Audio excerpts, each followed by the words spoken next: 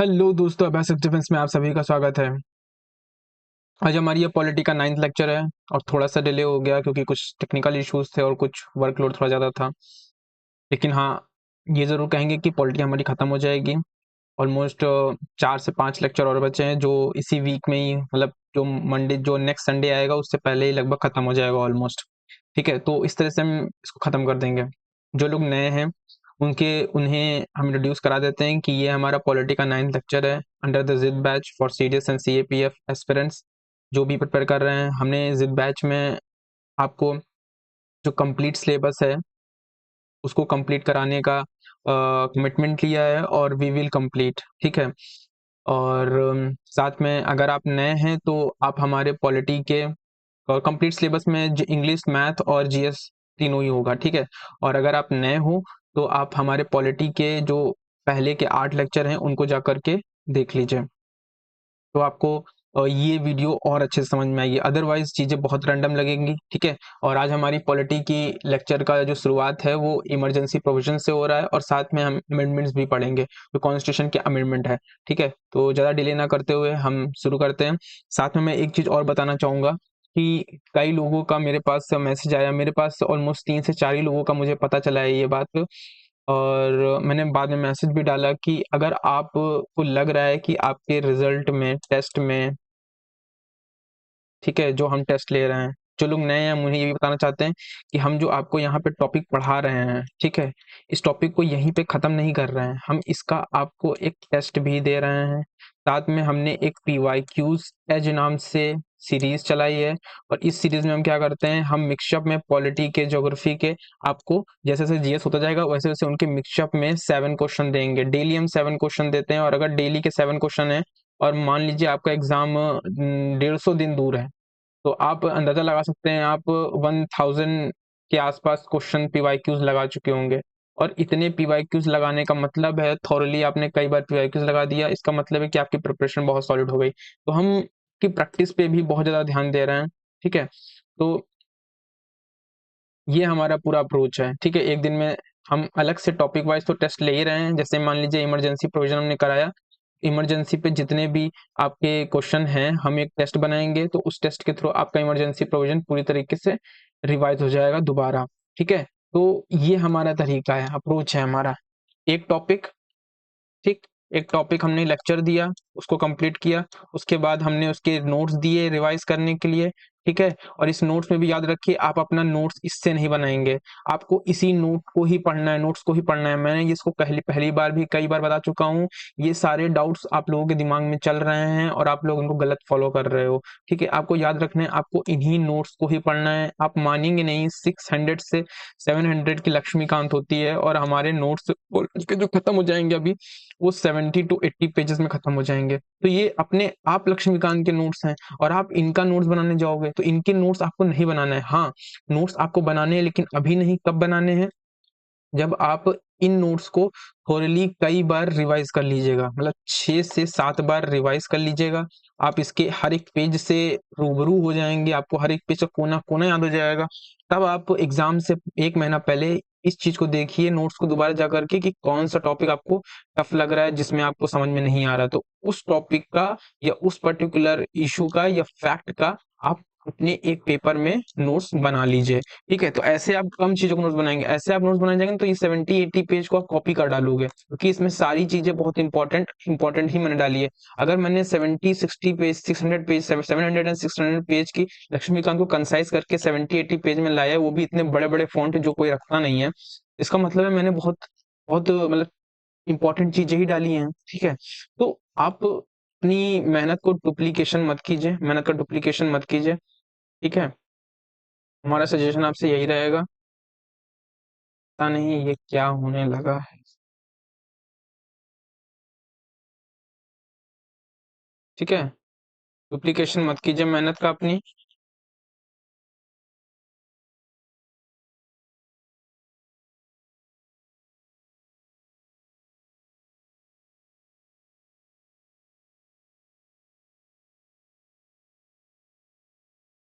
तो डुप्लीकेशन मत कीजिए। आप हमारे नोट्स को ही पढ़िए, उसी को ही रिवाइज कीजिए, 6 से 7 टाइम टेस्ट भी उसी से दीजिए।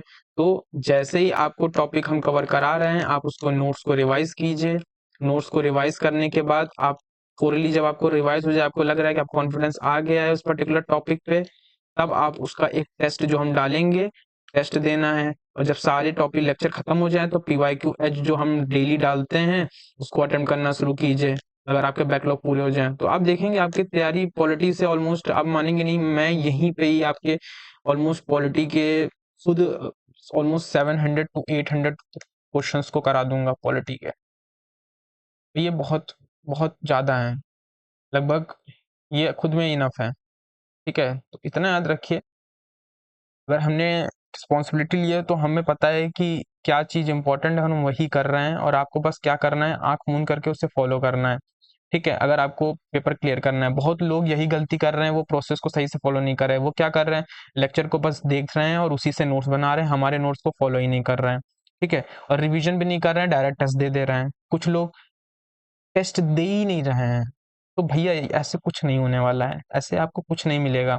ठीक है, आप वेस्ट कर रहे हो अपना समय और इस वीडियो का भी कोई फायदा नहीं होने वाला है। ठीक है, क्योंकि आप मानेंगे नहीं, ये एग्जाम में सबसे ज्यादा जो डिफरेंस क्रिएट होता है ना, वो रिवीजन प्लस प्रैक्टिस होता है।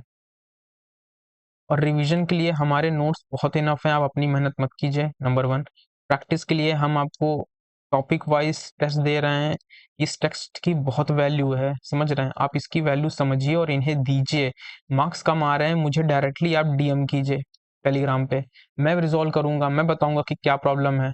ठीक है, प्रॉब्लम कोई एक तो होगी नहीं, कोई ना कोई इशू होगा। जब आप बात करोगे, शेयर करोगे, तभी तो बात समझ में आएगी ना, तभी आपकी भी प्रॉब्लम दूर होगी। तो मैं नहीं चाहता किसी भी तरीके से। ठीक है, चलिए शुरू करते हैं लेक्चर को अपने। इन चीज़ों को याद रखिएगा, इनमें से कोई भी प्रॉब्लम या कोई भी गलती अगर आप कर रहे हो तो आपको याद रखना है कि ये गलती नहीं करनी है। ठीक है, अपने नोट्स नहीं बनाने, नोट्स हमारे रेफर करने हैं, क्योंकि ये खुद एक नोट्स हैं। इस नोट्स को थोरली रिवाइज करना है लेक्चर देखने के साथ साथ। ठीक है, और फिर जब कॉन्फिडेंस आ जाए इस पर्टिकुलर टॉपिक पे, तब उसका नोट टेस्ट दे दीजिए। टेस्ट देने में अगर टेस्ट में नंबर कम आ रहे हैं तो आप फिर हमसे डायरेक्टली कांटेक्ट कीजिए कि हाँ ये नंबर ऐसे आ रहे हैं, कम आ रहे हैं, क्यों आ रहे हैं, तो हम जानेंगे ना क्या किस लिए कम आ रहे हैं, तभी तो हम बता पाएंगे। और इसी तरीके से चीजें होंगी। और रिवीजन और प्रैक्टिस इसके कीजिए, लगा के कीजिए, समझ रहे हैं ना, वही डिफरेंस क्रिएट करेगा। पढ़ सब रहे हैं, लेकिन जो प्रैक्टिस और रिवीजन सबसे ज्यादा कर रहा है, प्रैक्टिस फिर रिवीजन, प्रैक्टिस फिर रिवीजन। प्रैक्टिस से आपको पता चलेगा गलती कहाँ आ रही है, फिर उस एरिया को जाकर के आप रिवाइज कर लीजिए। जब रिवाइज कर लेंगे, फिर प्रैक्टिस करेंगे, फिर कहीं कमी पता चलेगी, फिर जाके उस एरिया को रिवाइज कर लेंगे। तो रिवीजन इंप्रूव करता है, प्रैक्टिस साथ में बताता है कि एरिया कौन सा है। बस इतना ज्ञान मुझे देना था। ठीक है, और ये ज्ञान बहुत वर्थ इट है। अगर 5% या 2% लोगों ने भी इसे फॉलो कर लिया तो उनका रिजल्ट आ जाएगा, और मेरे लिए ये ज्ञान देना जरूरी है, और वो सफल भी हो जाएगा। चलिए शुरू करते हैं। इमरजेंसी प्रोविजंस, इमरजेंसी प्रोविजंस हैं। ठीक है, देखिए इमरजेंसी प्रोविजंस हर किसी देश के कॉन्स्टिट्यूशन में आपको मिल जाएगा, और ये कॉन्स्टिट्यूशन में होना भी जरूरी है। और क्यों जरूरी है, ये इसलिए जरूरी है, पहले तो कमेंट बॉक्स में मुझे बताएं कि जो इमरजेंसी प्रोविजन है वो कॉन्स्टिट्यूशन में किस कंट्री से लिया गया है। ठीक, बताएंगे मुझे जो भी इसे इंगेजली देख रहा है, जो अच्छे से देख रहा है, ठीक है, बताएगा, जिसने पहले अच्छे से पढ़ रखा है। तो हर एक कंट्री में आपको इमरजेंसी प्रोविजन मिल जाएगा। वो इसलिए होता है क्योंकि हर कंट्री में कुछ ना कुछ एबनॉर्मल कंडीशन क्रिएट हो जाती हैं, मतलब ऐसी कंडीशन आ जाती हैं जिसे मैनेज करना बहुत ही कठिन हो जाता है, और उसके लिए एक सेंट्रलाइज्ड पावर की जरूरत होती है। मतलब अगर आप चाहो तो मान लीजिए वॉर हो गई, ठीक है, या इंटरनल डिस्टर्बेंस हो गया। ठीक है, इंटरनल डिस्टर्बेंस का मतलब होता है कुछ रियॉट्स हो गए हैं या बहुत बड़े स्तर पर आंदोलन दंगे हो गए हैं, तो ये ये इंटरनल डिस्टर्बेंस होता है। या फिर कॉन्फ्लिक्ट्स हो गया, जैसे मणिपुर में भी कॉन्फ्लिक्ट्स हुआ है, दो ट्राइबल कम्युनिटी के बीच में, मिथी और कुकी के बीच में। तो इस तरह की चीजें जो इंटरनल डिस्टर्बेंस होता है या वॉर एंड एग्रेशन होता है, इस कंडीशन में क्या होता है, इमरजेंसी डिक्लेयर की जाती है। साथ में और भी सिचुएशन होती है जब कोई स्टेट इमरजेंसी मानी जाती है, जब कोई स्टेट मान लीजिए कॉन्स्टिट्यूशन प्रोविजन के अकॉर्डिंग रन नहीं कर रहा है, तो उस कंडीशन में भी इमरजेंसी लगाई जाती है। और साथ में अगर कोई नेशन अगर फाइनेंशियली इनस्टेबल हो गया है बहुत ज़्यादा, या फाइनेंशियल इमरजेंसी लगाई जाती है, तब भी इमरजेंसी लगाई जाती है। तो तीनों के नाम अलग-अलग हैं। जब फाइनेंशियल रिलेशन में लगाई जाती है, जब फाइनेंशियली इनस्टेबल होती है कंट्री, तब उस केस में जो एब्नॉर्मल कंडीशन आ जाती है, तो वहाँ पे फाइनेंशियल इमरजेंसी लगती है। ठीक है? नंबर 1, जब स्टेट मान लीजिए अगर कॉन्स्टिट्यूशन के अकॉर्डिंग रन नहीं कर रहा है, तो फिर स्टेट इमरजेंसी लग जाएगी। ठीक है, अभी डिटेल में बात करेंगे। ठीक है, और जब वॉर एंड एग्रेशन हो जाता है और या इंटरनल डिस्टर्बेंस होता है, तब नेशनल इमरजेंसी लगेगी। नेशनल इमरजेंसी आर्टिकल 352 के अंतर्गत होती है और आर्टिकल 356 के अंतर्गत होती है। State emergency and financial emergency होती है 360 के अंतर्गत। तो 3 तरह की इमरजेंसी इंडिया में होती हैं, अदर कंट्रीज में भी होती हैं। Financial emergency, state emergency and national emergency. State emergency as it is constitution में नेम नहीं है, कॉन्स्टिट्यूशन में केवल क्या है, प्रेसिडेंशियल रूल। ठीक है, कॉन्स्टिट्यूशन में इस नेम से मिलेगा। क्वेश्चन में अगर आपसे कहे कि state emergency as it is constitution में ये टर्म मेंशन है, तो नहीं, कॉन्स्टिट्यूशन में प्रेसिडेंशियल रूल के नाम से टर्म मेंशन है, ना कि स्टेट इमरजेंसी। ये तो जो स्कॉलर्स हैं उन्होंने स्टेट इमरजेंसी कहना शुरू कर दिया, क्योंकि इस कंडीशन में स्टेट में पर्टिकुलरली इमरजेंसी लगा दी जाती है और वहाँ की जो स्टेट लेजिस्लेचर होती है और स्टेट गवर्नमेंट होती है उनको डिसॉल्व कर दिया जाता है, सस्पेंड कर दिया जाता है। तो ये चीजें होती हैं।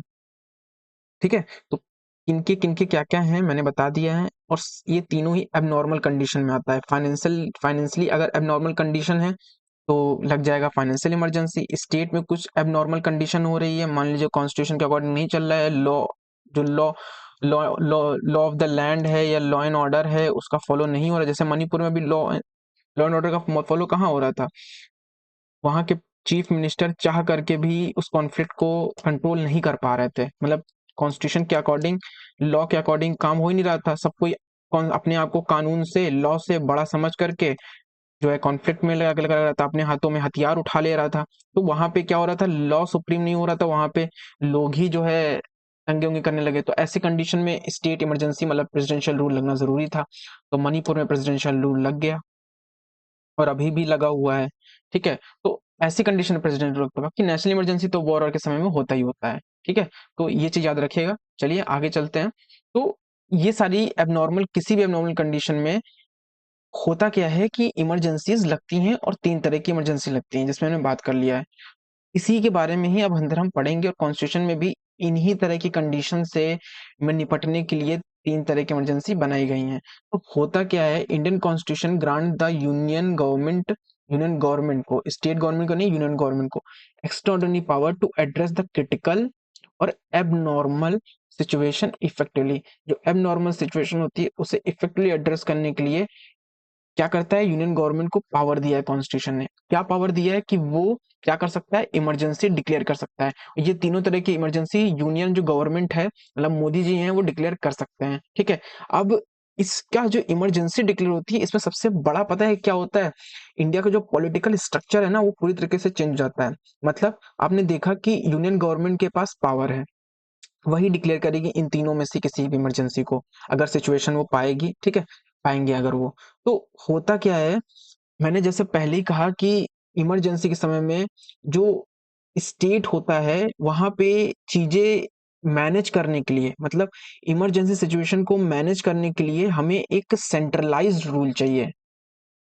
अगर आपके पास कोई प्रॉब्लम आएगी तो आप यही सोचोगे ना, जितना हो सके इस प्रॉब्लम को एक अच्छे तरीके से सेंट्रलाइज वे में दूर करने की कोशिश की जाए। तो आप करोगे क्या, पावर का कंसंट्रेशन हो जाएगा। मतलब जो स्टेट्स को पावर दी गई थी, वो पावर उनकी वापस ले ली जाएगी, मतलब उनकी पावर को एकदम कम कर दिया जाएगा। क्योंकि स्टेट अगर अपने लेवल पे करने जाएंगे तो फिर नहीं होगा, यूनिफॉर्मली हर एक स्टेट में इक्वल सारी चीजें होनी है। तो इसलिए क्या होगा कि जो फेडरल स्ट्रक्चर होता है इंडिया का, वो यूनिटरी हो जाता है। मतलब कि जो स्टेट्स को पावर होती है, अभी आगे ही आपको और क्लियरली पता चलेगा, जो स्टेट की जो पावर होती है वो पूरी तरीके से कम हो जाती है, अभी आगे ये दिखेगा। तो जो फेडरल स्ट्रक्चर पॉलिटी का होता है, इंडियन पॉलिटी का जो फेडरल स्ट्रक्चर है, जहां पावर स्टेट और यूनियन के बीच में डिवाइड की गई है, वो पूरी तरीके से किस में कन्वर्ट हो जाता है, वो यूनिटरी में कन्वर्ट हो जाता है, विथआउट, बिना किसी formal amendment of the constitution. Constitution में बिना किसी अमेंडमेंट के जो फेडरल स्ट्रक्चर होता है इंडियन कॉन्स्टिट्यूशन का, इंडियन पॉलिटी का, वो हो जाता है यूनिटरी। ये आपने पढ़ा है, यूनिटरी में होता क्या है कि यूनियन ही सबसे ज्यादा पावरफुल होती है और स्टेट्स उसके कंट्रोल में, उसके अंडर काम करते हैं। तो ये यूनिटरी का मतलब है। तो इमरजेंसी के सिचुएशन में यही होता है। अभी आप नेशनल इमरजेंसी पढ़ोगे तो आप वहां भी पाओगे कि जो स्टेट्स होंगे वो अब सस्पेंड तो नहीं होंगे, ना स्टेट लेजिस्लेचर सस्पेंड होगी, ना स्टेट गवर्नमेंट सस्पेंड होंगी, लेकिन वो यूनियन गवर्नमेंट एंड पार्लियामेंट के अंडर ही कंट्रोल में काम करेंगे, मतलब उनकी कोई ऑटोनॉमी नहीं रह जाएगी। ठीक है, तो ये यूनिटरी बना रहा कि नहीं बना रहा फेडरल फीचर को? जो स्टेट्स ठीक ठाक ऑटोनॉमी रख रहे थे अपने एक रीजन में, अपने एक जुरिस्डिक्शन में, वो अब पूरी तरीके से अंडर द सेंट्रल गवर्नमेंट के कंट्रोल में आ गए, यूनियन गवर्नमेंट के कंट्रोल में आ जाते हैं। ठीक है, स्टेट में भी यही होता है। स्टेट में तो प्रॉपरली स्टेट लेजिस्लेचर को डिसॉल्व कर दिया जाता है।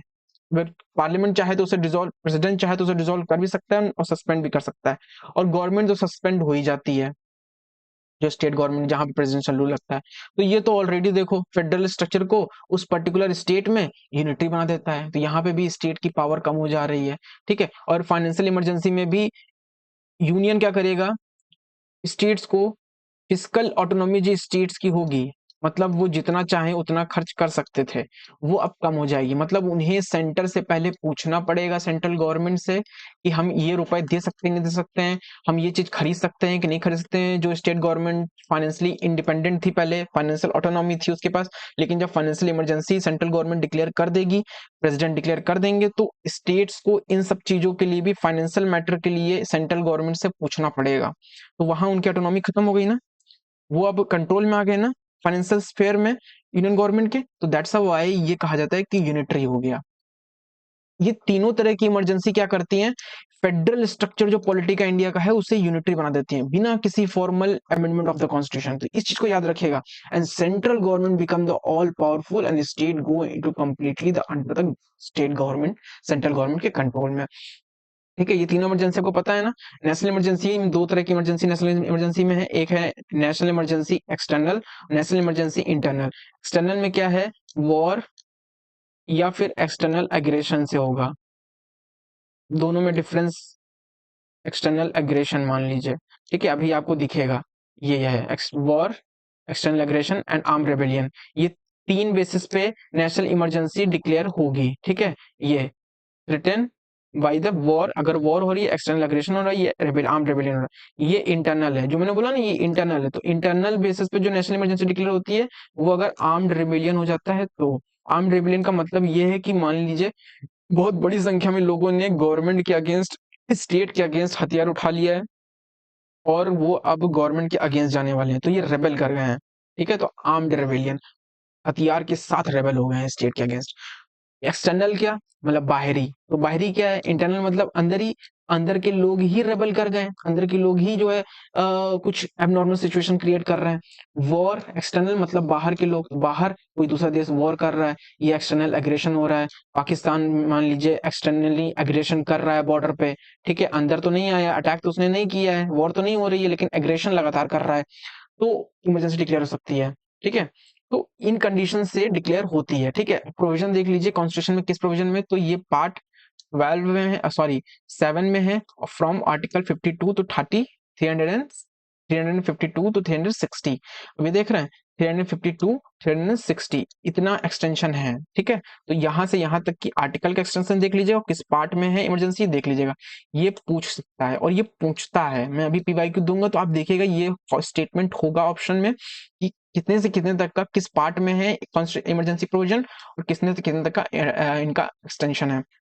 जैसे मैंने आपको बताया कि इमरजेंसी के समय में क्या होता है, स्टेट की जो पावर होती है, ऑटोनॉमी होती है, वो पूरी तरीके से खत्म हो जाती है। ठीक है, वो under the central government, union या फिर यूनियन गवर्नमेंट के कंट्रोल में आ जाते हैं। ठीक है, तो कई बार क्या हुआ है, कई बार क्या मतलब, सॉरी कई बार तो नहीं कहूंगा, एक ही बार क्या हुआ, इनको तो आप जानते होंगे, अ वेरी बोल्ड लेडी, जी बिल्कुल, इंदिरा गांधी। इन्होंने क्या किया, 1975 के आसपास इन्होंने क्या किया, इमरजेंसी पहली बार इंडिया में इमरजेंसी डिक्लेयर हुई और अभी तक, इसके बाद अभी तक डिक्लेयर भी नहीं हुई है। इन्होंने क्या किया, नेशनल इमरजेंसी डिक्लेयर कर दी। ठीक है, और जब इन्होंने नेशनल इमरजेंसी डिक्लेयर करी, तो और किस बेसिस पे डिक्लेयर करी, क्योंकि कोई वॉर या एक्सटर्नल एग्रेशन तो था नहीं। इन्होंने इन्होंने क्या किया, इन्होंने एक पहले टर्म था, जैसे मैंने आपको बताया ना कि president can declare the national emergency in India under the article 352, क्योंकि नेशनल इमरजेंसी 352 आर्टिकल के अंतर्गत होता है, तो डिक्लेयर कर सकते हैं। व्हेन सिक्योरिटी ऑफ इंडिया, मतलब इंडिया की security and part of its threaten by the war, जब इसकी सिक्योरिटी और इसका पार्ट थ्रेटन कर दिया जाएगा, या तो वॉर से, या तो एक्सटर्नल एग्रेशन से, या तो आर्म्ड रेबेलियन से। अब जो आप ये दो जो बेसिस है ना, ग्राउंड्स है ना, ये दो तो पहले से ही थे, वॉर एंड एक्सटर्नल एग्रेशन। ये जो आर्म्ड रिबेलियन है ना, इसे ये ओरिजिनल कॉन्स्टिट्यूशन में नहीं था। ओरिजिनली जो कॉन्स्टिट्यूशन में मेंशन था वो टर्म इंटरनल डिस्टर्बनेस था, एज अ थर्ड ग्राउंड, जो ये थर्ड नंबर पे ग्राउंड है नेशनल इमरजेंसी में। लेकिन जो 44th कॉन्स्टिट्यूशन अमेंडमेंट एक्ट है, उसके अंतर्गत क्या किया, इंटरनल डिस्टर्बनेस फ्रेज को रिप्लेस कर दिया आर्म्ड रेबेलियन से। ठीक है, इसीलिए अब आर्म्ड रेबेलियन यूज किया जाता है। अब ये क्यों किया गया, मैं बताता हूँ। इंदिरा गांधी जी ने क्या किया, आप ये देख रहे हो, ये बहुत ही ज्यादा ब्रॉड टर्म है। मतलब इंटरनल डिस्टर्बनेस, मतलब अगर मान लीजिए 1000 लोगों ने या 100 लोगों ने भी आम वो उन लोगों ने डिस्टर्बनेस क्रिएट कर दिया, पहली बात तो ये पूरी तरीके से डिफाइन नहीं था। और अब आर्म्ड रेबेलियन पूरी तरीके से डिफाइन है कॉन्स्टिट्यूशन में। ये इंटरनल डिस्टर्बनेस ना पहले डिफाइन भी नहीं था, और पहले तरीके से ये भी कहा नहीं था किस तरह का इंटरनल डिस्टर्बनेस की कंडीशन में नेशनल इमरजेंसी डिक्लेयर किया जाए। तो इंदिरा गांधी जी ने क्या किया कि इस वेग टर्म को, ये जो वेग बेस था ना, ग्राउंड था ना, इसका यूज किया और नेशन पे लगा दिया इमरजेंसी। दरअसल उनके जो इलेक्शन वो जीती थी, वो इलेक्शन पे इलाहाबाद कोर्ट का वर्डिक्ट आ गया कि उन्होंने कुछ, उन पे एलिगेशन लगे थे कि उन्होंने कुछ कहते नहीं है कि मैनिपुलेशन किया था, तो उसकी वजह से उनकी सरकार गिरने वाली थी। उनका जो प्राइम मिनिस्टरशिप थी वो जाने वाली थी। उन्होंने क्या किया, उस प्राइम मिनिस्टरशिप को होल्ड करने के लिए उन्होंने नेशनल इमरजेंसी घोषित कर दी, वो भी मिस यूज किया इस इंटरनल डिस्टर्बनेस के वेग टर्म को। ये टर्म बहुत वेग है, जो चीज डिफाइन नहीं है वो टर्म तो वेग हो ही जाएगा ना। और पूरी तरीके से मान लो 100 लोग भी डिस्टर्बनेस क्रिएट कर रहे हैं तो डिक्लेयर कर दी इंटरनल इमरजेंसी, नेशनल इमरजेंसी पूरे इंडिया में। ठीक है, तो इस तरीके से ये चीजें हो रही थी, ये मुझे रुलाएगा। मैं यार,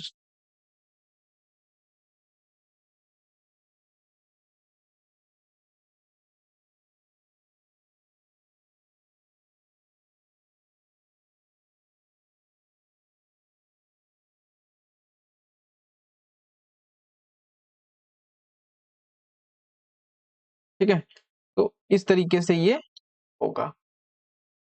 ठीक है, तो इन्होंने क्या किया, इसका ये जो टर्म था जो काफी वेग था इंटरनल डिस्टर्बनेस, तो इसका मिसयूज करके इन्होंने क्या किया, इमरजेंसी डिक्लेयर कर दी। उस इमरजेंसी के बाद क्या हुआ, जैसा मैंने बताया कि स्टेट गवर्नमेंट अंडर कंट्रोल में आ गई, इस यूनियन गवर्नमेंट को बहुत सी पावर मिल जाती है। अभी जब मैं नेशनल इमरजेंसी का इम्पैक्ट दिखाऊंगा कि इस सेंटर और स्टेट के रिलेशन में क्या इम्पैक्ट होता है, अभी मैं दिखाता हूँ। ये देखें, the effect of the national emergency centre and state के रिलेशन में, ठीक है, और फंडामेंटल राइट्स में। तो लोगों के फंडामेंटल राइट्स पे जो मैंने आपको बताया था, उस पे बहुत बड़ा इम्पैक्ट आ जाता है। पूरी तरीके से समझ लीजिए, पहले जब ये नहीं था तो फंडामेंटल राइट पूरी तरीके से समझ लीजिए उस समय फंडामेंटल राइट का वजूद ही नहीं रहता था इमरजेंसी के समय में। तो फिलहाल कुछ ही फंडामेंटल राइट सस्पेंड किए जाते हैं, और जो फंडामेंटल 19 है वो तो तभी डिक्लेयर किया जाएगा, खत्म किया जाएगा, जब वॉर और एक्सटर्नल एग्रेशन की वजह से होगा। इंटरनल डिस्टर्बेंस के केसेस में तो बिल्कुल भी आर्टिकल 19 का सस्पेंशन नहीं होगा फंडामेंटल राइट का। ठीक है, लेकिन उस समय पूरे पूरे फंडामेंटल का सस्पेंशन होता था। अब उसका मिसयूज क्या हुआ कि इमरजेंसी के दौर में, ये देखिए इंडियन हेराल्ड का उस समय का न्यूज़पेपर है जिस दिन इमरजेंसी डिक्लेयर हुई, कि मोरारजी देसाई, अडवाणी और वाजपेयी जी को, अशोक मेहता, इन सबको अरेस्ट कर लिया गया, रातों रात अरेस्ट किया गया। ठीक है, president proclaim the national emergency. ठीक है, और सिक्योरिटी बेसिस क्या था, security of India threaten by the internal disturbances. मैं और जूम कर दे रहा हूं आपके लिए, ये देखिए क्या बेसिस लगाया गया। द हिंदू का ये था उस दिन का पेपर कि प्रेसिडेंट ने प्रोक्लेम कर दिया है नेशनल इमरजेंसी, किस बेसिस पे, कि इंडिया सिक्योरिटी, इंडिया की थ्रेटन है, कैसे, internal disturbances and preventive arrest. आपको पता होगा जब मैं आपको फंडामेंटल राइट पढ़ा था, वहां पे मैंने आपको पेनिटिव एंड प्रिवेंटिव डिटेंशन के बीच में अंतर बताया था। जिन्हें नहीं पता है वो जा करके वो सेशन देख लें, उन्हें पता चल जाएगा। ठीक है, तो ये मैंने बताया था आपको। एक कद क्रिएट कर रहा है, तो इस तरीके से अरेस्ट किया गया, मतलब मिस यूज किया गया लोगों की। प्रिवेंटिव डिटेंशन आप ऐसे ढंग से कर रहे हो, आप पूरी तरीके से आवाज को दबा रहे हो। दरअसल इंदिरा गांधी जी चाहती नहीं थी कि उनके अगेंस्ट कोई बोले और उनकी सरकार गिरे, कि उनका एलिगेशन पकड़ा गया था जो इलेक्शंस में उन्होंने जो मैनिपुलेशन किया था, तो वो उस सरकार को बचाने के लिए उन्होंने इसका मिसयूज किया और उन सभी अपोजिशन के नेताओं को अंदर करवा दिया, और जो उनके अगेंस्ट बोल रहा था उस पेपर पे देखो प्रेस सेंसरशिप कर दी गई। तो ये सब चीजें किया जा रहा था, ठीक है ना। ये मिसयूज किया गया, तो आगे मिसयूज ना हो, तो इमरजेंसी हटाई गई जब इमरजेंसी हटाई गई तब उसके बाद एक नई सरकार बनी। उस सरकार ने क्या किया, 44 कॉन्स्टिट्यूशन अमेंडमेंट एक्ट लेकर के आए, और 44 कॉन्स्टिट्यूशन अमेंडमेंट एक्ट के थ्रू उन्होंने उन सारे लूप होल्स को हटाया। मतलब इस एक्ट का नाम, जो कॉन्स्टिट्यूशन अमेंडमेंट एक्ट 44 है, इसका नाम अभी आप बहुत जगह सुनोगे, पूरे पूरे इमरजेंसी प्रोविजन में सुनोगे। ठीक है, जो भी लूप होल्स थे नेशनल इमरजेंसी या इमरजेंसी, जो जितने भी इमरजेंसी का प्रोविजन है, ये जितने भी लूप होल्स थे इस प्रोविजन में, उन सब को हटा दिया इन्होंने। ठीक है, उसमें अमेंडमेंट किया। तो इसलिए अब इसका नाम आप जरूर सुनोगे, इस अमेंडमेंट का नाम, क्योंकि इस अमेंडमेंट के थ्रू उन सभी लूप होल्स को पाट दिया गया, ताकि नेक्स्ट टाइम अगर किसी ने नेशनल इमरजेंसी डिक्लेयर करी तो लोगों के फंडामेंटल राइट्स, प्रेस की फ्रीडम, और जो जो लोगों की जो अदर चीजें हैं उनका इतना वायलेशन ना हो, क्योंकि उस समय समझ लीजिए ऑटोक्रासी हो गई थी। ठीक है, समझ लीजिए अराजक तंत्र चल रहा था, लोकतंत्र तो बिल्कुल नहीं था, किसी को भी बोलने नहीं दिया जा रहा था। ठीक है, फिर हुआ क्या, ठीक है, तो प्रेसिडेंट डिक्लेयर कर सकते हैं national emergency even before the actual occurrence of the war and external aggression. देखो एक ये पॉइंट लिखा हुआ है कि अगर वॉर एंड एक्सटर्नल एग्रेशन नहीं भी हुआ है before, actually occurrence of before और आर्म रेबेलियन, इफ अगर वो सेटिस्फाइड हैं, अगर प्रेसिडेंट सेटिस्फाई हो गए हैं, प्राइम मिनिस्टर नहीं, याद रखिए प्रेसिडेंट हैं, कौन सेटिस्फाई होगा, before the actual occurrence of war external aggression and rebellion, president अगर सेटिस्फाई होगा कि imminent danger to the national country की सिक्योरिटी पे है, तो वो डिक्लेयर कर सकते हैं नेशनल इमरजेंसी। ठीक है, तो हुआ क्या, 44 कॉन्स्टिट्यूशन अमेंडमेंट एक्ट के थ्रू मैंडेट किया president can proclaim the national emergency only after the receiving. पहले क्या हुआ, ये इंदिरा गांधी जी ने केवल और केवल क्या किया, क्योंकि प्रोविजन यही था कि प्रेसिडेंट ही डिक्लेयर करेगा, तो प्राइम मिनिस्टर ने क्या किया, इंदिरा गांधी जी ने, कि जो उस समय के प्रेसिडेंट थे उन्हें फोर्सफुली कंपेल किया कि आप नेशनल इमरजेंसी डिक्लेयर करो। ठीक है, उन्होंने अपनी कैबिनेट से कुछ नहीं पूछा, कुछ भी नहीं पूछा। ठीक है, क्योंकि कैबिनेट से पूछते तो कैबिनेट वाले उनको सहमति देते नहीं। ठीक है, बहुत लोग अगेंस्ट में चले जाते हैं, तो उन्होंने कैबिनेट से नहीं पूछा, जो जो उनके अगेंस्ट गया उन सबको अंदर करवा दिया। ठीक है, तो बाद में जब मैंने बताया कि नई सरकार आई, इमरजेंसी खत्म हुई, तो 44 कॉन्स्टिट्यूशन अमेंडमेंट एक्ट के थ्रू सबसे पहले क्या किया गया, इस चीज को हटाया गया कि प्रेसिडेंट जो इमरजेंसी है वो तभी प्रोक्लेम करेगा जब रिसीव करेगा written recommendation from the cabinet. Cabinet से रिटन रिकमेंडेशन होगा, मतलब कैबिनेट लिखित में, सारी कैबिनेट के जो मेंबर है लिखित में दें कि हाँ इमरजेंसी डिक्लेयर होनी चाहिए, only on the occurrence of the cabinet, not merely the advice of the prime minister. समय यही हुआ, इंदिरा गांधी जी ने क्या किया, प्रेसिडेंट को एडवाइस दे दिया कि भाई आप इमरजेंसी डिक्लेयर कर दो, प्रेसिडेंट को कंपेल कर दिया, प्रेसिडेंट ने डिक्लेयर कर दिया। लेकिन अब प्राइम मिनिस्टर की एडवाइस ही केवल जरूरी नहीं रहेगी प्रेसिडेंट को, प्रेसिडेंट अब कैबिनेट का रिटन रिकमेंडेशन भी देखेंगे तभी डिक्लेयर करेंगे इमरजेंसी, केवल प्राइम मिनिस्टर से काम नहीं चलेगा। एंड द अदर पॉइंट क्या है, the president can also issue the different proclamation whether not whether or not there a proclamation already issued by him, such proclamation is operation। ये amendment के through जोड़ा गया था, मींस प्रेसिडेंट चाहे तो different proclamation issue कर सकता है, और चाहे वो प्रोक्लेमेशन पहले इशू किया गया हो, ना किया गया हो, चाहे वो इमरजेंसी प्रोक्लेमेशन जो ये ऑपरेशन इमरजेंसी है उससे पहले किया गया हो ना किया हो, वो सभी इसमें आ जाएगा। ठीक है, चलिए आगे चलते हैं। Application of the national emergency, अब एक ये पॉइंट है कि application of the national emergency, अब इसके अंतर्गत ये आता है कि इमरजेंसी जो प्रोविजन है उसका एप्लीकेशन कहाँ कहाँ होता है। तो अब आगे से हमें खाली चीजों को बस एक्सप्लेन करना है, ज्यादा समझाने की जरूरत नहीं है, ये चीजें अब जल्दी जल्दी होंगी। ठीक है, एप्लीकेशन का मतलब क्या है कि अप्लाई किन किन जगहों पे हो सकता है, ठीक है, इंडिया में। तो याद रखिए कि जो एप्लीकेशन है वो पूरी कंट्री में भी हो सकता है और any only a part of country में हो सकता है। मान लीजिए केवल यूपी में लगा दिया गया नेशनल इमरजेंसी और पूरे देश में नहीं लगाया गया, तो ये भी हो सकता है। और ये प्रोविजन कब जोड़ा गया? ये प्रोविजन जोड़ा गया 42nd कॉन्स्टिट्यूशन अमेंडमेंट एक्ट के थ्रू, जो एम्पावर करता है प्रेसिडेंट को। ठीक है, पहले क्या था कि पूरे नेशन में ही लगाना था, इंटायर नेशन में ही लगेगा, लेकिन बाद में only a part of it में लगाया गया, मतलब 42nd कॉन्स्टिट्यूशन अमेंडमेंट एक्ट लाया गया वहां पे। और ये अमेंडमेंट याद रखिएगा किस अमेंडमेंट के थ्रू इसे ओनली अ पार्ट ऑफ में भी किया जा सकता है, मतलब पूरे कंट्री में अनाउंस करने की, डिक्लेयर करने की जरूरत नहीं है। कंट्री के एक छोटे से देश, कुछ छोटे से राज्य में या छोटे से जिले में भी नेशनल इमरजेंसी लगाई जा सकती है। ये प्रोविजन कब जोड़ा गया? तो 42nd कॉन्स्टिट्यूशन एक्ट के थ्रू जोड़ा गया, जो प्रेसिडेंट को एम्पावर करता है। पार्लियामेंट यहाँ नहीं है, यहाँ प्रेसिडेंट है हर जगह। इमरजेंसी में जो भी डिसीजन लेगा वो प्रेसिडेंट ही लेगा, ठीक है, याद रखिएगा इस चीज को।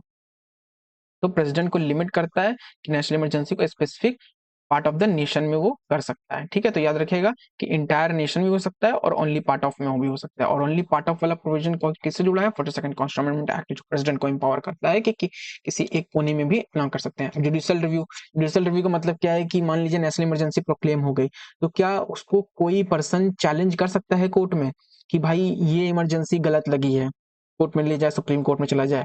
तो बिल्कुल, लेकिन पहले नहीं था। जो 38 कॉन्स्टिट्यूशन एक्ट था ये इंदिरा जी ही लेके आई थी। इंदिरा जी ने ही यही कह दिया कि जो इमरजेंसी का प्रोक्लेमेशन है वो इम्यून है, मतलब उसको जुडिशियल रिव्यू के अंदर नहीं लाया जा सकता है। लेकिन जैसे ही इमरजेंसी खत्म हुई, मैंने बताया 90 नई सरकार आई, तो 44 कॉन्स्टिट्यूशन अमेंडमेंट के थ्रू कई लूप होल को हटाया गया। तो एक लूप होल ये भी हटाया गया कि भाई अगर इमरजेंसी डिक्लेयर हो रही है तो उस इमरजेंसी की जुडिशियल रिव्यू होनी चाहिए, मतलब जुडिशरी उसको रिव्यू करेगी कि क्या वो इमरजेंसी सही तरीके से लगाई गई है, एक्चुअली में इमरजेंसी की नीड है कि नहीं है, आर्बिट्री कोई भी चीज नहीं होगी। जो आर्बिट्रेरियस होती है उसको हटाने के लिए ये प्रोविजन 44 कॉन्स्टिट्यूशन अमेंडमेंट एक्ट के थ्रू जोड़ा गया। एक अबव प्रोविजन 38 जो कॉन्स्टिट्यूशन अमेंडमेंट एक्ट था उसको डिलीट कर देता है, उसको क्या करता है? डिलीट कर देता है। And thus it revert the position and restore ability of judiciary to review the decision of the declaration of national emergency. ठीक है, ये रिस्टोर क्या करता है? जुडिशरी की एबिलिटी। से पहले यहाँ पे क्या हुआ था? जुडिशियल रिव्यू की जो पावर थी सुप्रीम कोर्ट की, उसको खत्म कर दिया था कि मतलब जुडिशियल रिव्यू नहीं करता, सुप्रीम कोर्ट इसको रिव्यू कर ही नहीं सकती नेशनल इमरजेंसी को। लेकिन यहाँ पे 44 कॉन्स्टिट्यूशन में तो क्या हुआ कि इस पावर को रिवाइव कर दिया गया supreme court and high court की, कि आप क्या कर सकते हो? आप रिव्यू कर सकते हो कि जो ये इमरजेंसी लगी है ये सही लगी है कि नहीं लगी है। ठीक है, पार्लियामेंट्री अप्रूवल, भाई अब मान लीजिए खत्म हो गया, ठीक है, आज ये कंटेंट्स बहुत है, ठीक है, क्योंकि ये चैप्टर बहुत इंपॉर्टेंट है। तो अब मान लीजिए इमरजेंसी डिक्लेयर हो गई, अब इमरजेंसी डिक्लेयर तो हो गई, लेकिन उसे पार्लियामेंट के थ्रू अप्रूवल भी जरूरी है। अगर पार्लियामेंट के थ्रू अप्रूवल नहीं हुआ, वो 1 महीने में ही खत्म हो जाएगी। ठीक है, तो proclamation of national emergency must be approved by the both house. दोनों ही हाउस के जो पार्लियामेंट के दोनों ही हाउस हैं, उसे 1 महीने के अंतर अंतर ही उसे इशू कराना पड़ेगा, अप्रूव कराना पड़ेगा। ठीक है, ओरिजिनली ये लिमिट 2 मंथ थी। और जो जो प्रेसिडेंशियल रूल है, मतलब जो इमरजेंसी प्रेसिडेंशियल रूल, जो सेकंड इमरजेंसी है प्रेसिडेंशियल रूल और थर्ड इमरजेंसी है फाइनेंशियल इमरजेंसी, उसमें अभी भी 2 मंथ ही चाहिए, मतलब उनमें अभी भी ये 2 मंथ वाला प्रोविजन है। मतलब जो ये दोनों इमरजेंसी हैं वो अगर डिक्लेयर होती हैं तो दोनों हाउस ऑफ पार्लियामेंट को 2 मंथ के अंदर ही इसे अप्रूव करना है। लेकिन नेशनल इमरजेंसी के लिए ये समय और कम कर दिया गया ताकि मिसयूज ना हो, होता भी है तो तुरंत उसे अप्रूव किया जाए। तो इसलिए एक और लूप होल को कम कर दिया गया कि 2 महीने नहीं, 1 महीने में ही अगर अप्रूव नहीं करेंगे तो फिर वो अप्रूव नहीं मानी जाएगी। ठीक है, और फिर से वही कंडीशन हो जाएगी, मतलब नॉर्मल कंडीशन हो जाएगी। ओरिजिनली 2 मंथ था, लेकिन 1 मंथ में लाया गया 44 कॉन्स्टिट्यूशन एक्ट के थ्रू। ठीक है, एक चीज ये प्रोविजन याद रखिएगा, ये मैं अभी केवल यहाँ आपको बता दे रहा हूँ, ठीक है, आगे क्योंकि ये अदर दोनों इमरजेंसी में भी आएगा। अब वो है क्या कि जब नेशनल इमरजेंसी डिक्लेयर होती है उस समय, क्योंकि हमें पता है कि दोनों हाउस के थ्रू उसको अप्रूव होना जरूरी है। ठीक है, चाहे वो स्टेट इमरजेंसी हो, प्रेसिडेंशियल रूल हो, चाहे फाइनेंशियल इमरजेंसी हो, चाहे नेशनल इमरजेंसी हो, ये तीनों तरह की इमरजेंसी का दोनों हाउस ऑफ पार्लियामेंट से अप्रूव होना बहुत जरूरी है। ठीक है, ये बात सही है। लेकिन एक कंडीशन आप ये अज्यूम कीजिए कि मान लीजिए लोकसभा या तो डिसॉल्व है, क्योंकि राज्यसभा तो परमानेंट है, ठीक है। अभी आप ये मान के चलिए राज्यसभा मान के चलिए कि है राज्यसभा परमानेंट, मैं आपको बाद में बताऊंगा इस पे और डिटेल में जब पार्लियामेंट पढ़ेंगे। राज्यसभा परमानेंट हाउस है, मतलब वो कभी डिसॉल्व नहीं होता है, लेकिन लोकसभा तो डिसॉल्व होता है ना, पार्लियामेंट का एक हाउस। और ये जो तीनों इमरजेंसी हैं इन्हें अप्रूव दोनों हाउस से कराना है, तो एक हाउस तो परमानेंट है लेकिन दूसरा हाउस तो डिसॉल्व हो सकता है ना, वो परमानेंट नहीं है ना। लोकसभा के इलेक्शन तो हर 5 साल में होते हैं ना, मान लीजिए उसे 5 साल से पहले डिसॉल्व कर दिया गया या उसका डिसोल्यूशन हो गया है और डिसोल्यूशन 2 महीने के 1 महीने के अंदर अंदर हो गया है बिना अप्रूव करे हुए, तो क्या होगा इस केस में, क्या होगा जो प्रोक्लेमेशन है वो 30 दिन तक सर्वाइव करेगा from the first sitting of the new Lok Sabha set करेगी जब तक। बस इस केस में क्या है, प्रोवाइडेड शर्तें क्या है कि राज्यसभा इसे अप्रूव कर दे, मतलब अगर लोकसभा डिसॉल्व हो गई है या उसका डिसोल्यूशन हो गया है इसी 1 महीने के अंदर बिना अप्रूव किए हुए, मतलब ये 1 महीना बीत गया है और ये डिसॉल्व हो गई है और अप्रूव नहीं किया है, ठीक है, बिना अप्रूव किए डिसॉल्व हो गई है अपने आप, तो उस केस में क्या होगा, मतलब सारी कंडीशन को अज्यूम करके बनाया गया है कॉन्स्टिट्यूशन को। तो फिर क्या होगा उस केस में, राज्यसभा ही इसे केवल अगर पास कर देगी तब भी ये मान्य माना जाएगा कि दोनों हाउस से हो गया है, ठीक है। बस क्या ये सर्वाइव कब तक करेगी, 30 दिन जब नई लोकसभा इलेक्ट होके आएगी, क्योंकि वो लोकसभा तो डिसॉल्व हो गई, तो नई लोकसभा आएगी, तो नई लोकसभा मान लीजिए 4 दिसंबर को बनी है नई लोकसभा, ठीक है, आई है, तो 1 महीना मतलब 4 जैन या 3 जैन, क्योंकि 31 का महीना है, 3 जैन तक, मतलब until the 30 day from the first sitting, और इसकी पहली सिटिंग 4 तारीख को थी, 30 डे तक इसकी पहली सिटिंग जब खत्म हो जाएगी, पहली सिटिंग चली जाएगी, तब तक ये अप्रूव, मतलब तब तक ये फंक्शन माना जाएगा, ऑपरेट माना जाएगा, लेकिन उसके बाद इसे इस हाउस के थ्रू जो नया लोकसभा बनी है उसको अप्रूव करना पड़ेगा फिर से, तो जब ये अप्रूव कर देगा तो फिर से ऑपरेशन होगा, अगर नहीं करेगा इसी 1 महीने में जब इसकी पहली सिटिंग हो रही है उसी विथिन में, तब ये फंक्शन नहीं होगा, ऑपरेशन नहीं माना जाएगा।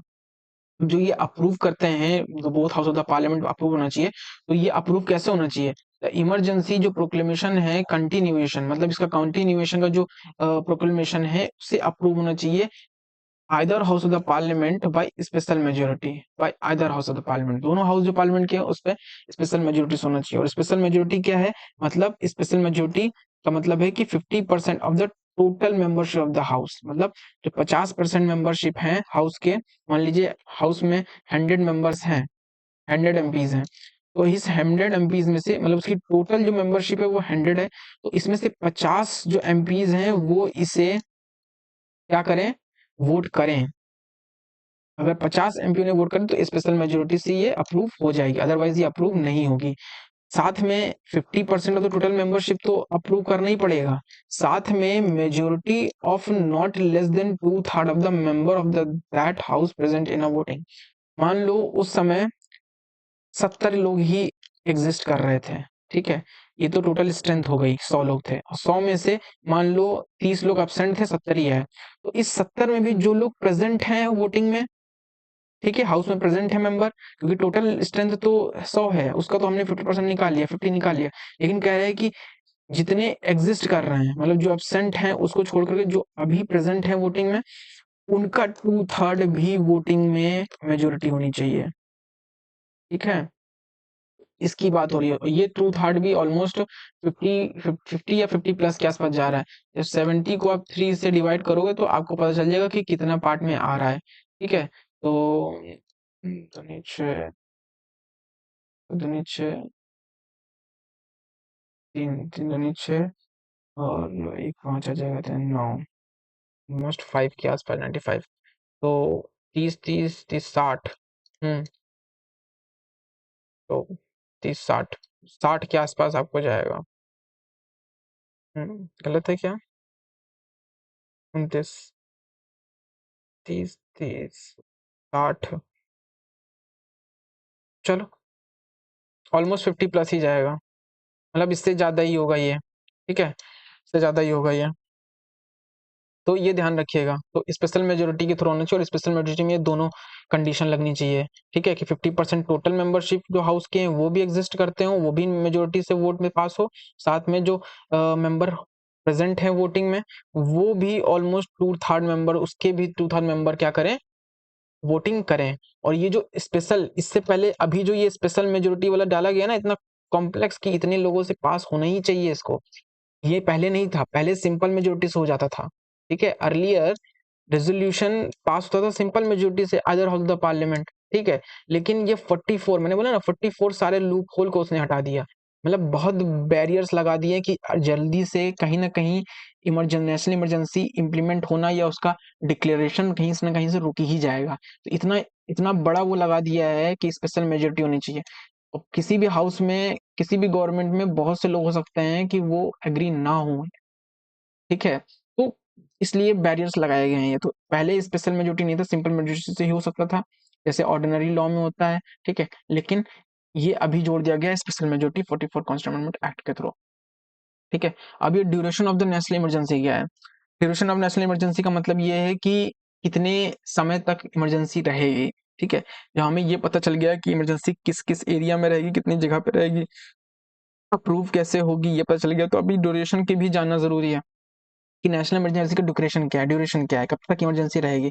तो एक बार अगर इसे दोनों हाउस ने अप्रूव कर दिया, या एक हाउस ने, आइदर हाउस ने भी अप्रूव कर दिया, तो नेशनल इमरजेंसी ऑलमोस्ट कंटिन्यू रहेगी 6 मंथ तक।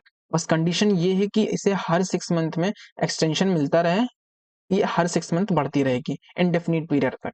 मतलब इसे हर 6 मंथ में अप्रूव कराना पड़ेगा, और अप्रूवल जो होगा कंटिन्यूएशन का, अप्रूवल ऑफ कंटिन्यूएशन, वो अगेन स्पेशल मेजोरिटी से ही पास होगा।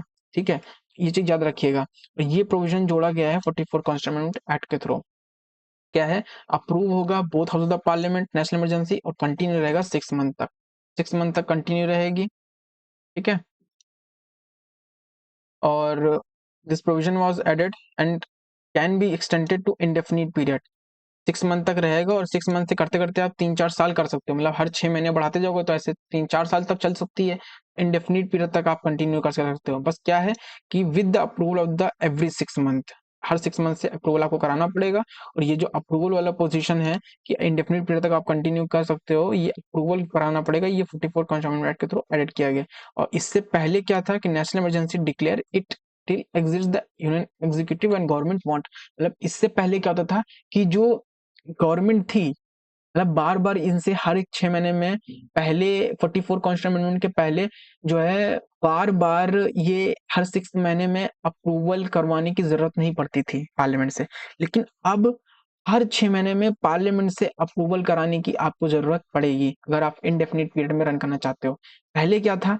पहले क्या था कि एक बार वंस नेशनल इमरजेंसी डिक्लेयर हो गई, तो ये कंटिन्यू रहेगी जब तक एग्जीक्यूटिव, मतलब मोदी जी चाहेंगे या इंदिरा गांधी जी चाहेंगे, जो यूनियन गवर्नमेंट में थे, जब तक वो चाहेंगे तब तक रहेगा। और हुआ भी यही, जब तक इंदिरा गांधी ने चाहा तब तक नेशनल इमरजेंसी रही। वो इस हर 6 मंथ के एक्सटेंशन की जरूरत नहीं थी, लेकिन इस एक्सटेंशन को हर 6 मंथ में अप्रूवल की बात की जो थी, उसे 44 कॉन्स्टिट्यूशन एक्ट के थ्रू जोड़ा गया, क्योंकि ये भी एक लूप होल था।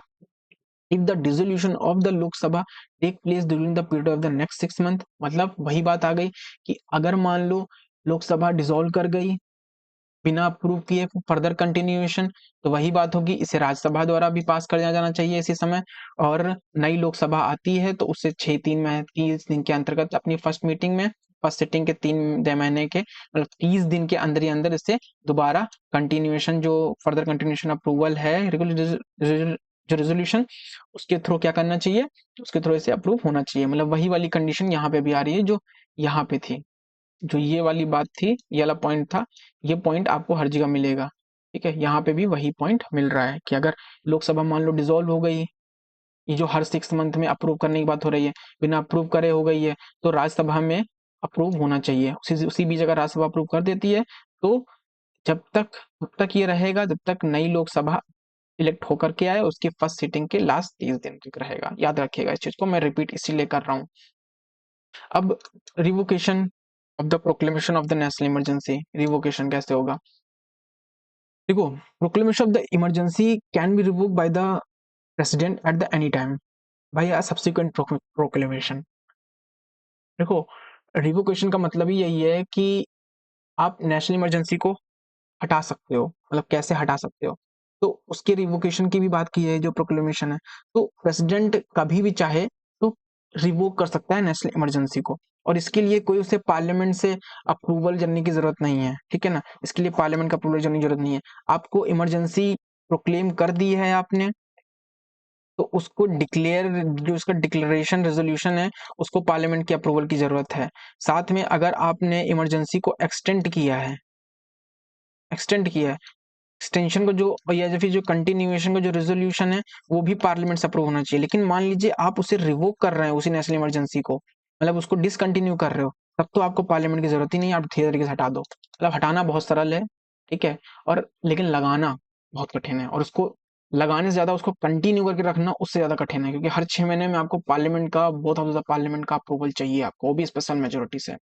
44 कॉन्स्टिट्यूशन एक्ट ने ही ये चीजें ऐड करी, ठीक है, कि president must revoke the proclamation national emergency अगर लोकसभा रेजोल्यूशन पास कर दे कि डिसअप्रूविंग इट्स कंटिन्यूएशन। मतलब अगर लोकसभा ने एक डिसकंटिन्यूएशन अप्रूवल पास कर दिया, तो लोकसभा को क्या करना पड़ेगा, सॉरी प्रेसिडेंट को क्या करना पड़ेगा, इसे रिवोक करना पड़ेगा, ठीक है। और जो लोकसभा की जो पावर मिली है उसे, ये कि वो अगर रेजोल्यूशन पास कर देती है लोकसभा, डिसअप्रूविंग रेजोल्यूशन, मान लीजिए लोकसभा में एक पर्टिकुलर जो स्ट्रेंथ रखी गई होगी इस प्रोविजन में कि इतने स्ट्रेंथ के लोगों से ये पास हो गया रेजोल्यूशन, और सिंपल मेजोरिटी से अगर ये पास हो गया, सिंपल मेजोरिटी से अगर ये डिसअप्रूविंग रेजोल्यूशन लोकसभा ने पास कर दिया, तो प्रेसिडेंट को, चाहे प्रेसिडेंट चाहे चाहे ना चाहे, चाहे गवर्नमेंट चाहे चाहे ना चाहे, अगर लोकसभा ने इसके रेजोल्यूशन जो डिसअप्रूविंग कर रहे हैं उसको पास कर दिया, ठीक है, तो फिर लोकसभा की बात माननी पड़ेगी और प्रेसिडेंट को रिवोक करना पड़ेगा, ठीक है। तो ये भी ऐड किया 44 कॉन्स्टिट्यूशन एक्ट के थ्रू। 44 कॉन्स्टिट्यूशन एक्ट के थ्रू ये भी ऐड किया गया कि जो 1/10 जो टोटल मेंबर लोकसभा के हैं, मतलब मान लीजिए 100 हैं, तो 100 में से अगर 10 ने भी रिटन नोटिस स्पीकर को दे दिया या फिर प्रेसिडेंट को दे दिया कि अगर हाउस सेशन में नहीं है तब भी दे दिया, और कह दिया कि आप एक, हमें एक डिसअप्रूविंग रेजोल्यूशन चाहिए, आप हाउस की सिटिंग बुलाओ, ठीक है, स्पेशल सिटिंग बुलाओ, तो उसके लिए भी प्रेसिडेंट को स्पेशल सिटिंग बुलाना पड़ेगा, ठीक है। तो ये प्रोविजन भी ऐड किया गया था। 44 कॉन्स्टिट्यूशन एक्ट इस चीज को भी ऐड करता है कि अगर 1/10 जो टोटल मेंबर हैं लोकसभा के, मतलब मान लीजिए 100 में से अगर 10 लोगों ने भी रिटर्न में स्पीकर को, जो लोकसभा का हेड होता है उसको, ठीक है, और जो प्रिसाइडिंग ऑफिसर होता है, और प्रेसिडेंट को, दोनों में से किसी को भी अगर रिटर्न दे दिया कि स्पेशल सिटिंग हाउस की बुलानी चाहिए, इस बारे में ये डिसअप्रूविंग रेजोल्यूशन जो है, जो लोकसभा इस पेज में डिसअप्रूविंग रेजोल्यूशन लेकर आ रही है, अगर इसने पास कर दिया तो प्रेसिडेंट को हटाना ही पड़ेगा। अगर बोल दिया डिसअप्रूविंग रेजोल्यूशन के लाने के लिए एक स्पेशल सिटिंग बुलाओ, 1/10 से लिख के दे दिया इनको प्रेसिडेंट को, तो फिर प्रेसिडेंट को, और या फिर नेशनल जो स्पीकर हैं उन्हें वो बुलानी पड़ेगी। और अगर उसके बुलाने पर इस स्पेशल सिटिंग बुला ली गई अगर हाउस की, लोकसभा की, और वहां पे अगर रेजोल्यूशन डिसअप्रूविंग पास हो गया, तो फिर प्रेसिडेंट को, तो जैसे मैंने ये दूसरे स्टेटमेंट में देखा है कि ये पास करना हो गया, प्रेसिडेंट को हटाना ही पड़ेगा। इस तरीके से कैसे ये लगेगी, कितने समय तक लगी रहेगी, कितना अप्रूवल चाहिए, कहाँ से अप्रूवल चाहिए, जुडिशियल इसमें इंटरवेंशन कर सकती है, नहीं कर सकती है, और ये सब चीजें हमने देख ली हैं, ठीक है। अब इसके जो डिसकंटिन्यूएशन और कंटिन्यूएशन वाली चीजें हैं ना, उसका एक बार डिफरेंस देख लो। दरअसल जो रेजोल्यूशन जो अप्रूव करती है continuation of the national emergency, difference जानना बहुत जरूरी है।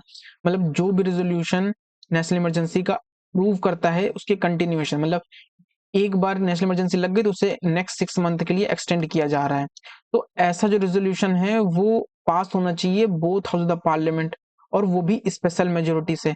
लेकिन जो डिसअप्रूव कर रही है कंटिन्यूएशन, मतलब ऐसा रेजोल्यूशन जो डिसअप्रूव कर रहा है, मतलब उसे डिसकंटिन्यू कर रहा है नेशनल इमरजेंसी को, वो पास होना चाहिए ओनली लोकसभा, मतलब राज्यसभा से पास होने की उसको जरूरत ही नहीं है। तो यहाँ देखो दोनों हाउस, तो डिसअप्रूव करना मतलब डिसकंटिन्यू करना नेशनल इमरजेंसी को कितना इजी है, मतलब स्पेशल मेजोरिटी केवल एक लोकसभा से ही पास होना जरूरी है, यहाँ दोनों से। यहाँ स्पेशल मेजोरिटी चाहिए, यहाँ सिंपल मेजोरिटी चाहिए। एकदम जैसे ऑर्डिनरी लॉ को लाया जाता है, पास किया जाता है, वैसे ही इसमें भी हो जाता है, ठीक है। तो ये याद रखिएगा। अब हम देखते हैं effect of the national emergency, ठीक है। ये जल्दी से खत्म हो जाएगा, फिर हम आएंगे अपने नेक्स्ट टारगेट में, ठीक है। थोड़ा सा गला गीला कर लेते हैं।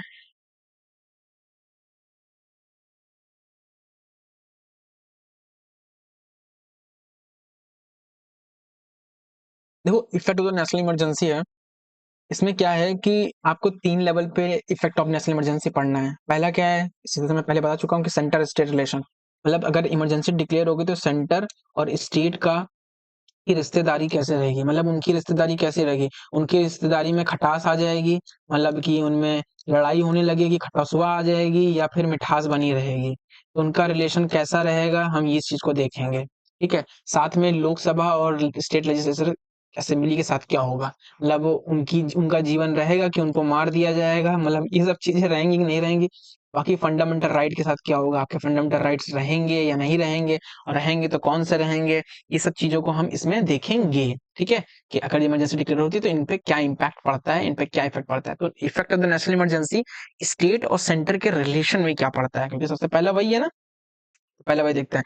इसमें होता क्या है कि सेंटर स्टेट रिलेशन एक तरह से मैंने जैसे पहले बताया कि फेडरल की जगह यूनिट पर जाता है, मतलब सेंट्रल के कंट्रोल में स्टेट आ जाता है। ठीक है, पूरी तरीके से कंप्लीटली, तो state comes under the control of the centre. लेकिन अगेन याद रखना, स्टेट गवर्नमेंट जो होती है, स्टेट गवर्नमेंट होती है वो सस्पेंड नहीं होती है, और ना ही स्टेट लेजिस्लेचर सस्पेंड होता है, दोनों में से कोई सस्पेंड नहीं होता है। लेकिन होता क्या है कि वो दोनों क्या हो कंट्रोल में आ जाएंगे यूनियन के, सेंटर के। ठीक है, और सेंटर क्या हो जाएगा, बिकम जाएगा entitle to give executive direction to state, वो स्टेट को एग्जीक्यूटिव डायरेक्शन देगा। मतलब अगर स्टेट सेंट्रल के कंट्रोल में आ जाएंगे, उसका मतलब है कि सेंटर उन्हें एग्जीक्यूटिव डायरेक्शंस देगा। ठीक है, ठीक है, तो इस चीज को याद रखिएगा। बाकी 42nd कॉन्स्टिट्यूशन अमेंडमेंट एक्ट, जिसमें इंदिरा गांधी जी ने ये अमेंडमेंट किया था, 42nd constitution amendment act Indira ji लेके आई थी। 44 constitution amendment act Indira ji के बाद जब नई गवर्नमेंट आई तो उसने इमरजेंसी के जो लूपहोल थे हटाने के लिए लेकर आया था। तो 44 और 42 एंड 44 में यही डिफरेंस है, कब लेकर आए, ये इनका बैकग्राउंड याद करना आपको बहुत जरूरी है, याद रहना चाहिए। ठीक है, अब consequence apply not only to the state, ठीक है, where the national emergency is operation, but also to any other state. ठीक है, इस चीज को याद रखिएगा कि इंदिरा जी ने यही डाल दिया बाद में संविधान में, जिसे हटाया भी नहीं गया, कि ये जो कंडीशन है कि स्टेट को सेंटर के कंट्रोल में रहना है, उनके एग्जीक्यूटिव डायरेक्शन को मानना है, तो ये हर जगह होगा, हर स्टेट में होगा, चाहे भले उस स्टेट में नेशनल इमरजेंसी लगी हो ना लगी हो, उसका इम्पैक्ट हो चाहे ना हो। वही बात है कि above the consequences apply not only the state where emergency is operation, but also any other state. ठीक है, तो याद रखिएगा। अब एग्जीक्यूटिव लेवल पे क्या होगा, हमने ये एग्जीक्यूटिव लेवल पे देख लिया है, अब लेजिस्लेचर लेवल पे क्या होगा। तो लेजिस्लेचर लेवल पे क्या होगा कि पार्लियामेंट के पास पावर आ जाएगी कि वो स्टेट लिस्ट के किसी भी सब्जेक्ट पे लॉ बना सकती है। मैंने आपको पहले बताया कि 3 तरह की लिस्ट होती है, union, state and concurrent. Union list में क्या होता है, यूनियन कानून बनाती है यूनियन गवर्नमेंट। स्टेट लिस्ट में क्या होता है, स्टेट्स कानून बनाएगी। ठीक है, उनके सब्जेक्ट्स होते हैं, और कंकरेंट लिस्ट में दोनों ही बनाते हैं। लेकिन अगर कंकरेंट लिस्ट में अगर यूनियन ने कोई कानून बनाया है तो उसका कानून प्रिवेल कर जाएगा स्टेट के कानून के ऊपर, मतलब यूनियन के कानून को तवज्जो ज्यादा दी जाएगी। ठीक है, याद रखिएगा। तो नेशनल इमरजेंसी के समय में पार्लियामेंट जो यूनियन की है, वो पावर आ जाएगी कि वो किसी भी सब्जेक्ट में स्टेट के कानून बना सकती है। प्रेसिडेंट भी इस समय में स्टेट के किसी भी सब्जेक्ट पे ऑर्डिनेंस डिक्लेयर कर सकते हैं, लेकिन कब, जब पार्लियामेंट सेशन में ना हो। याद रखिएगा, अगर सेशन में है तो फिर पार्लियामेंट ही लॉ बनाएगी, क्योंकि पार्लियामेंट, क्योंकि ऑर्डिनेंस प्रेसिडेंट तभी निकाल सकते हैं जब पार्लियामेंट अपने सेशन में नहीं हो। ठीक है, a law made by the parliament on the state subject list national emergency, वो इनऑपरेटिव हो जाएगा। जो भी पार्लियामेंट लॉ बनाएगी स्टेट सब्जेक्ट में, वो इनऑपरेटिव हो जाएगा 6 month after the emergency has cease to operate. मतलब जैसे मान लो आज, मान लो 31 अक्टूबर है, 31 अक्टूबर को नेशनल इमरजेंसी खत्म हो गई, अगले 6 मंथ में, 6 मंथ बाद ये जो लॉ पार्लियामेंट बनाएगी स्टेट सब्जेक्ट्स पे, वो इनऑपरेटिव हो जाएंगे। ठीक है, वो मतलब फिर उनका प्रभाव नहीं रहेगा, वो खत्म हो जाएंगे। इसी बीच में मान लो कि नेशनल इमरजेंसी खत्म हो गई और स्टेट गवर्नमेंट आ गई, तो वो स्टेट गवर्नमेंट चाहे तो वो जो लॉ है उन लॉ को चेंजेस कर सकती है। ठीक है, ये भी याद रखिएगा। तो in short, during the national emergency जो नॉर्मल डिस्ट्रीब्यूशन जो लेजिस्लेटिव पावर होती है सेंट्रल स्टेट की, सस्पेंड हो जाती है। ठीक है, नॉर्मल जो रिश्ता है उनका मिठास है वो खत्म हो जाता है, वो सस्पेंड हो जाता है थोड़ी देर के लिए। स्टेट लेजिस्लेचर लेकिन सस्पेंड नहीं होता है। अब फिस्कल लेवल पे क्या होता है, मतलब पैसे के स्तर पे क्या होता है कि पैसा उनको कितना मिलेगा नहीं मिलेगा, कितना ये खर्च कर पाएंगे, तो मैंने पहले बताया है कि यहाँ पे भी क्या होगा, प्रेसिडेंट मॉडिफाई करेगा, प्रेसिडेंट डायरेक्ट करेगा कि आपको इतना रुपया खर्च करना है नहीं करना है, इतना डिस्ट्रीब्यूशन रेवेन्यू का आपको मिलेगा, मतलब स्टेट को कितना रुपया मिलेगा, सेंटर कितना रखेगा, ये सारी बातें इसमें कही थी। सच मॉडिफिकेशन कंटिन्यू रहेंगे till the end of the financial year, ठीक है, ये चीज देख लीजिएगा। And every order of the president seek to make the such modification has to be laid before the both of the parliament, मतलब इस तरह के जो भी ऑर्डर निकाले जाएंगे वो पार्लियामेंट से प्रूव होने चाहिए, ठीक है, पार्लियामेंट रखना पड़ेगा। अब ये जो सेकंड वाला पॉइंट था कि लोकसभा, ये वाला कि लोकसभा और राज्यसभा में, सॉरी लोकसभा और जो स्टेट असेंबली है उनके लाइफ पे क्या असर पड़ेगा, मतलब क्या वो डिसॉल्व होंगी नहीं होंगी। और मान लो अगर वो डिसोल्यूशन के केस में मान लो उनका 5 साल का ईयर खत्म होने वाला है टेन्योर, तो क्या वो हट जाएंगी या उनका कुछ एक्सटेंशन हो सकता है, तो ये सब चीज देखेंगे। तो बिल्कुल अगर नेशनल इमरजेंसी है और इलेक्शन नहीं किए जा सकते हैं, और अगर पार्लियामेंट चाहे तो वो लोकसभा के और राज्य स्टेट लेजिस्लेचर के टाइम को, मतलब उसके जो टेन्योर है उसे एक्सटेंड कर सकती है बियॉन्ड द 5 ईयर, जो नॉर्मल टर्म होता है पार्लियामेंट की, कर सकती है by law of the parliament for 1 year at a time, मतलब। और इंदिरा गांधी ने इसे 2 साल के लिए बढ़ा लिया था, एक बार 1 साल के लिए बढ़ाया, तो 2 बार बढ़ा लिया था, तो इनका टेन्योर एक्सटेंड हो गया था एनी लेंथ ऑफ टाइम, हर बार 1-1 साल का बढ़ाते रहो आप, ठीक है, याद रखिएगा। This extension can not continue beyond the 6 month after the emergency cease to operate. Again वही पॉइंट है, इंटरप्रेट कर लीजिएगा आप, ज्यादा करने जाएंगे टाइम ज्यादा हो जाएगा और वीडियो हो जाएगी लंबी, ठीक है, कि आपको मैंने एक्सप्लेन कर दिया है, चीजें आपको खुद याद आएगी। अब सबसे बड़ी चीज यहाँ आती है, ये बहुत इंपॉर्टेंट है कि फंडामेंटल राइट्स का क्या होगा, ठीक है, यहीं पे सबसे बड़ी चीज आएगी। तो याद रखिए होता क्या है, नेशनल इमरजेंसी के समय फंडामेंटल राइट्स पे इम्पैक्ट 2 आर्टिकल के थ्रू पड़ता है, मतलब एक 358 और एक है 359, ये दिख रहे होंगे आपको, ठीक है। होता क्या है कि जो फंडामेंटल राइट है उसमें एक आर्टिकल 19 है, ठीक, जिसमें 6 फंडामेंटल राइट्स हैं, और फ्रीडम भी जिसे हम कहते हैं, इसमें एक आपको याद दिलाऊं दूं कि freedom of speech and expression, और फॉर्मिंग द एसोसिएशन, और साथ में moving the right to move throughout the country, right to reside and reside का है, and the right to trade and occupation किसी भी कर सकते थ्रू आउट द टेरिटरी। तो ये सारी जो को है जो राइट्स मिले हैं, ठीक है, और right to assemble peacefully without arm, ठीक है। तो ये जो फ्रीडम है ना आपको, ये जो आपकी जो फ्रीडम है, 6 फ्रीडम्स हैं आर्टिकल 19 में है, ये सारी फ्रीडम जो सस्पेंड होंगी वो आर्टिकल 358 के थ्रू होंगी, ठीक। और ये भी याद रखिएगा, ये नेशनल इमरजेंसी में केवल 2 कंडीशन में ही होगी, या तो वॉर के बेसिस पे नेशनल इमरजेंसी डिक्लेयर की गई हो, ग्राउंड्स जो अगर हैं वो वॉर हो, या फिर एक्सटर्नल एग्रेशन हो, मतलब इंटरनल डिस्टर्बेंस की बेसिस पे, अगर सॉरी आर्म्ड रेबेलियन, क्योंकि इंटरनल डिस्टर्बेंस तो रिप्लेस कर दिया गया है आर्म्ड रेबेलियन क्रम से 44 कॉन्स्टिट्यूशन एक्ट के थ्रू। तो इन आर्म्ड रेबेलियन के बेसिस पे अगर इंटरनली अगर कुछ नॉर्मेलिटी क्रिएट होती है, तो उस बेसिस पे इस फंडामेंटल राइट को सस्पेंड नहीं किया जाएगा, ठीक है। लेकिन अगर वॉर होती है, एक्सटर्नल अग्रेशन होता है, उस केस पे क्या किया जा सकता है, फंडामेंटल राइट जो आर्टिकल 19 है उसको क्या किया जा सस्पेंड किया जा सकता है। अब 359 जो है उसमें जो rest of the fundamental right है वो क्या होंगे, सस्पेंड हो जाएंगे।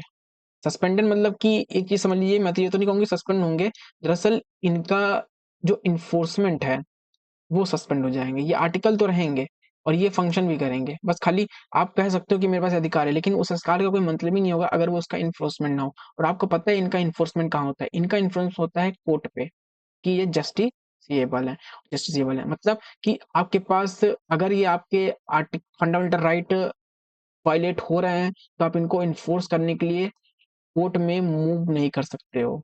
तो राइट टू मूव जो कोर्ट है वो यहाँ पे खत्म हो जाता है।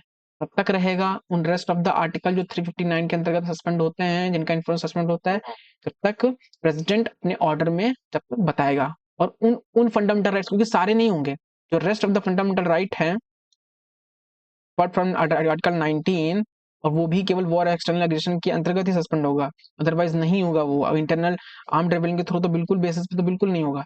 तो rest of the fundamental right है वो तभी होंगे जब क्या होगा, जब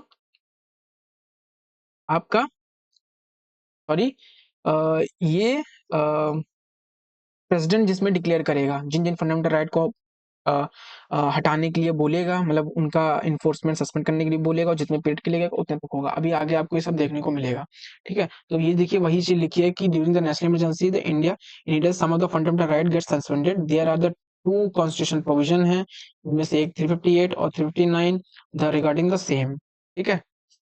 as per the as per the 358, when the proclamation of the national emergency is made, national emergency का प्रोक्लेमेशन किया जाता है, तो फंडामेंटल राइट जो होते हैं अंडर आर्टिकल 19, ठीक है, वो ऑटोमेटिकली, मैंने बोला ना कि अगर एज पर द 358, मैंने बोला ना 358 में क्या होता है,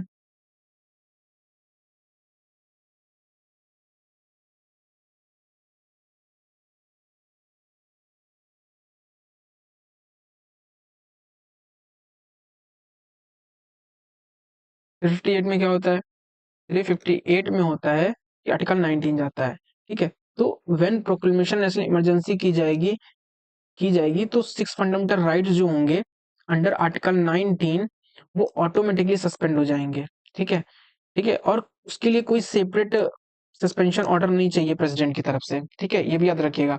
लेकिन एक चीज ये भी याद रखिएगा, जो 44 कॉन्स्टिट्यूशन एक्ट के थ्रू जोड़ेगी, जो मैंने बोला कि 6 फंडामेंटल राइट्स जो हैं अंडर आर्टिकल 819 वो 358 के अंतर्गत तभी सस्पेंड होंगे, उनका इन्फोर्समेंट,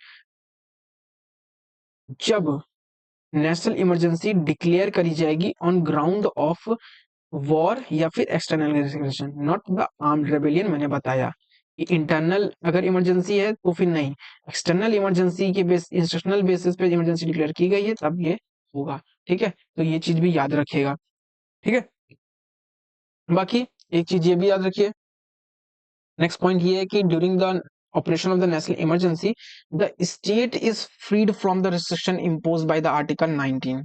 मतलब कहने का ये है, नेशनल इमरजेंसी अगर डिक्लेयर की गई और अंडर आर्टिकल 358 के अंतर्गत, और डिक्लेयर की गई, वो भी डिक्लेयर की गई वॉर एंड एक्सटर्नल एग्रेशन के बेसिस पे, ना कि आर्म्ड रेबेलियन के बेसिस पे, मान लीजिए डिक्लेयर की गई, तो इस केस में गवर्नमेंट अगर स्टेट की चाहे तो आर्टिकल 19 के अगेंस्ट कोई भी लॉ बना सकती है, कोई भी एग्जीक्यूटिव एक्शन ले सकती है जो वायलेट करता है इन 6 फंडामेंटल राइट्स को, जो अंडर आर्टिकल 19 है। और इस केस में अग्रीड पार्टी इसे चैलेंज भी नहीं कर सकती है कोर्ट में। मतलब आप स्टेट गवर्नमेंट ने अगर कोई लॉ बना दिया जब नेशनल इमरजेंसी डिक्लेयर है, ठीक है, वो भी वॉर एंड एक्सटर्नल एग्रेशन के बेसिस पे, तो आर्म्ड जो ये आपका आर्टिकल 19 है उसके अगेंस्ट अगर स्टेट गवर्नमेंट ने कोई एक्शन ले लिया जो उस 6 फंडामेंटल राइट को वायलेट करता है, तो आप कोर्ट नहीं जा सकते हो उसके वायलेशन पे। और इमरजेंसी खत्म होने के बाद भी, when emergency cease to operate, article 19 automatically revive हो जाएगा, क्योंकि जब वो खत्म हो जाएगी नेशनल इमरजेंसी तो ऑटोमेटिकली रिवाइव हो जाएगा। लेकिन उसके जब वो खत्म हो जाएगी ना, आप तब भी उसके अगेंस्ट कुछ नहीं कर सकते हो जो जो आपके अगेंस्ट हुआ है। मतलब स्टेट गवर्नमेंट ने आर्टिकल 19 अगेंस्ट जो भी कुछ किया उस बीच में जब इमरजेंसी थी, आप उसके अगेंस्ट ना तो कोर्ट में जा सकते हो, ना कि ना तो आप जब इमरजेंसी लगी हुई थी, गवर्नमेंट उस समय लॉ और कानून बना रही थी इन आर्टिकल के अगेंस्ट में, तब जा सकते थे, और ना आप अभी जा सकते हो जब इमरजेंसी खत्म हो चुकी है। तो इन एक्शन के अगेंस्ट कुछ नहीं किया जा सकता है, ठीक है। ये याद रहे क्या, याद रखिएगा। Legislative execution during the national emergency can not B during the national, मैंने बोला ना लेजिस्लेटिव या फिर एग्जीक्यूटिव एक्शन जो भी लिए जाएंगे इमरजेंसी के समय में, can not be challenge even after the emergency cease to operate, ठीक है ना, याद रखिएगा, ठीक है। और एक चीज ये भी याद रखिए कि ये जो गवर्नमेंट है ना, ये भी कुछ भी नहीं कर सकती है कि आर्टिकल 19 का जो आर्टिकल 19 है उसके अगेंस्ट कुछ भी कर दें। वो केवल वही एग्जीक्यूटिव एक्शन और लॉ बनाएंगी जो रिलेट करता है इमरजेंसी से, वो कुछ भी रैंडमली करके लोगों को नुकसान नहीं पहुंचाएंगे, ऐसे तो बहुत कुछ कर देंगे ना। वो छूट सबके लिए नहीं देगी है, वो केवल उन्हीं एग्जीक्यूटिव एक्शंस और लॉ के लिए दी गई है जो इमरजेंसी से जुड़े हुए हैं, जो प्रोटेक्ट करते हैं from being the challenge and not all the other laws. ठीक है, अब आर्टिकल 359 के बारे में बात करते हैं, क्योंकि हमने बताया था ना कि एक जो फंडामेंटल राइट का जो इम्पैक्ट पड़ता है वो दो आर्टिकल के थ्रू पड़ता है, एक 358 और एक 359। ठीक है, तो हमने 358 तो देख लिया कि जो आर्टिकल 19 जो फंडामेंटल राइट है वो इम्पैक्ट कर रहा है। अब हम बात करेंगे 359। 359 जो क्या करता है, जो मेनली क्या करता है, आपके rest of the fundamental right के पर इम्पैक्ट करता है। तो इसमें होता क्या है कि प्रेसिडेंट क्या करेगा, मैंने जैसे पहले बताया कि जैसे मैंने आपको यहाँ बताया था कि इस केस में क्या होता है 359 में, कि आपके जो rest of the fundamental right है वो सस्पेंड हो जाएंगे, मतलब उनका इन्फोर्समेंट सस्पेंड होगा। मतलब इन्फोर्समेंट मतलब क्या है कि आप उनके अगेंस्ट कोर्ट में नहीं जा सकते हो। ठीक है ना, सस्पेंशन तो आपका जो राइट टू मूव कोर्ट है फॉर देयर इन्फोर्समेंट, कि आपका उनका वायलेशन हो रहा है उन फंडामेंटल राइट का, तो आप वो नहीं कर सकते हो, आप कोर्ट नहीं जा सकते हो। ठीक है, तो आपका जो सस्पेंशन होगा वो फंडामेंटल राइट का नहीं होगा, वो केवल आपके उनके इन्फोर्समेंट का सस्पेंशन होगा। मतलब आपके पास जो राइट टू मूव है कोर्ट वो नहीं होगा, बाकी और enforcement of fundamental right in the national emergency not suspended but they are only enforcement suspend, मतलब उन्हें सस्पेंड नहीं किया जा सकता है, तो उनके इन्फोर्समेंट को सस्पेंड किया जाता है। और एक चीज ये पॉइंट तो बहुत इंपॉर्टेंट है कि जो अदर फंडामेंटल राइट है, मतलब जो आपके आर्टिकल 14 और ये मतलब 19 को छोड़ करके जितने अदर फंडामेंटल राइट हैं जो सस्पेंड होते हैं, ठीक है, तो उनमें भी ये याद रखिए 20 और 21 ये कभी भी किसी भी तरह की नेशनल इमरजेंसी हो ये सस्पेंड नहीं होंगे। 20 क्या कहता है, right to protection in respect the conviction of the offences, ये बहुत जरूरी था। लोगों के पास राइट होना चाहिए प्रोटेक्शन का इन respect the conviction of the offences. इस केस में यहाँ पे यही हो रहा था, जब इमरजेंसी लगाई गई थी, इंदिरा गांधी ठूस ठूस के लोगों को भर रही थी सारे नेताओं को, तो उनके पास ये जो आर्टिकल 20 है ना ये नहीं था, मतलब उन्हें प्रोटेक्शन नहीं थी कन्विक्शन फ्रॉम द ऑफेंसेस, मतलब उन्हें कैसे भी करके कन्विक्ट कर दिया जा रहा था। उनके पास कन्विक्शन, अपने कन्विक्शन को के लेकर के, अपने अरेस्ट को लेकर के कोई प्रोटेक्शन था ही नहीं। ठीक है, ठूस ठूस के सबको भर दिया जा रहा था। ठीक है, तो इस ये चीज बाद में ऐसी ना हो, लोगों को प्रोटेक्शन रहे, तो क्या किया गया है, ये ऐड किया गया कि भाई अब इस फंडामेंटल राइट का तो सस्पेंशन नहीं होगा, लोगों के पास इमरजेंसी के समय में भी right to protection respect of the conviction of the offences ये रहेगा। वो अपने आप के अपने उनके ऊपर जो एलिगेशन लगे हैं उसके कन्विक्शन के लिए उन्हें फोर्सफुली नहीं किया जा सकता है कि आप सेल्फ इंक्रिमिनेशन करो। ठीक है, जबरदस्ती चीजें नहीं कह सकती हैं। आप इस आर्टिकल को जाकर के फंडामेंटल राइट के सीरीज में मैंने देखे तो आपको और कनेक्ट होगा। आर्टिकल 21 ज्यादा डीपली हम एक्सप्लेन नहीं कर सकते हैं क्योंकि वीडियो फिर बहुत लंबी हो जाएगी। Article 21 right to life and personal liberty, मतलब इमरजेंसी के समय में भी आप किसी के जीवन को छीन नहीं सकते हो, उनके पास उनकी राइट लाइफ है और लाइफ विद डिग्निटीफुल है। ठीक है, इस प्रोविजन को 44 कॉन्स्टिट्यूशन एक्ट के थ्रू ऐड किया गया, जैसे मैंने बताया कि लूप होल को ही भर रहा था ये अमेंडमेंट, तो ये ऐड किया गया। एक चीज हमेशा याद रखिए कि सस्पेंशन जो फंडामेंटल राइट्स का होता है अंडर आर्टिकल 359 जो मैंने अभी बताया, उसमें सभी फंडामेंटल राइट्स का नहीं होगा, केवल उन्हीं फंडामेंटल राइट्स का होगा जो प्रेसिडेंट अपने ऑर्डर में बताएगा, और केवल उतने समय के लिए होगा जो प्रेसिडेंट बताएगा जितना समय। तो the suspension of the fundamental right only those, उन्हीं फंडामेंटल राइट का होगा अंडर द आर्टिकल 359, इसमें rest of the fundamental right suspend होता है, केवल उन्हीं का होगा जिसको जिसको स्पेसिफाइड किया जाएगा किसमें, प्रेसिडेंशियल ऑर्डर में। प्रेसिडेंशियल ऑर्डर निकालेगा ना कि ये प्रेसिडेंट एक जैसे इमरजेंसी डिक्लेयर होगी,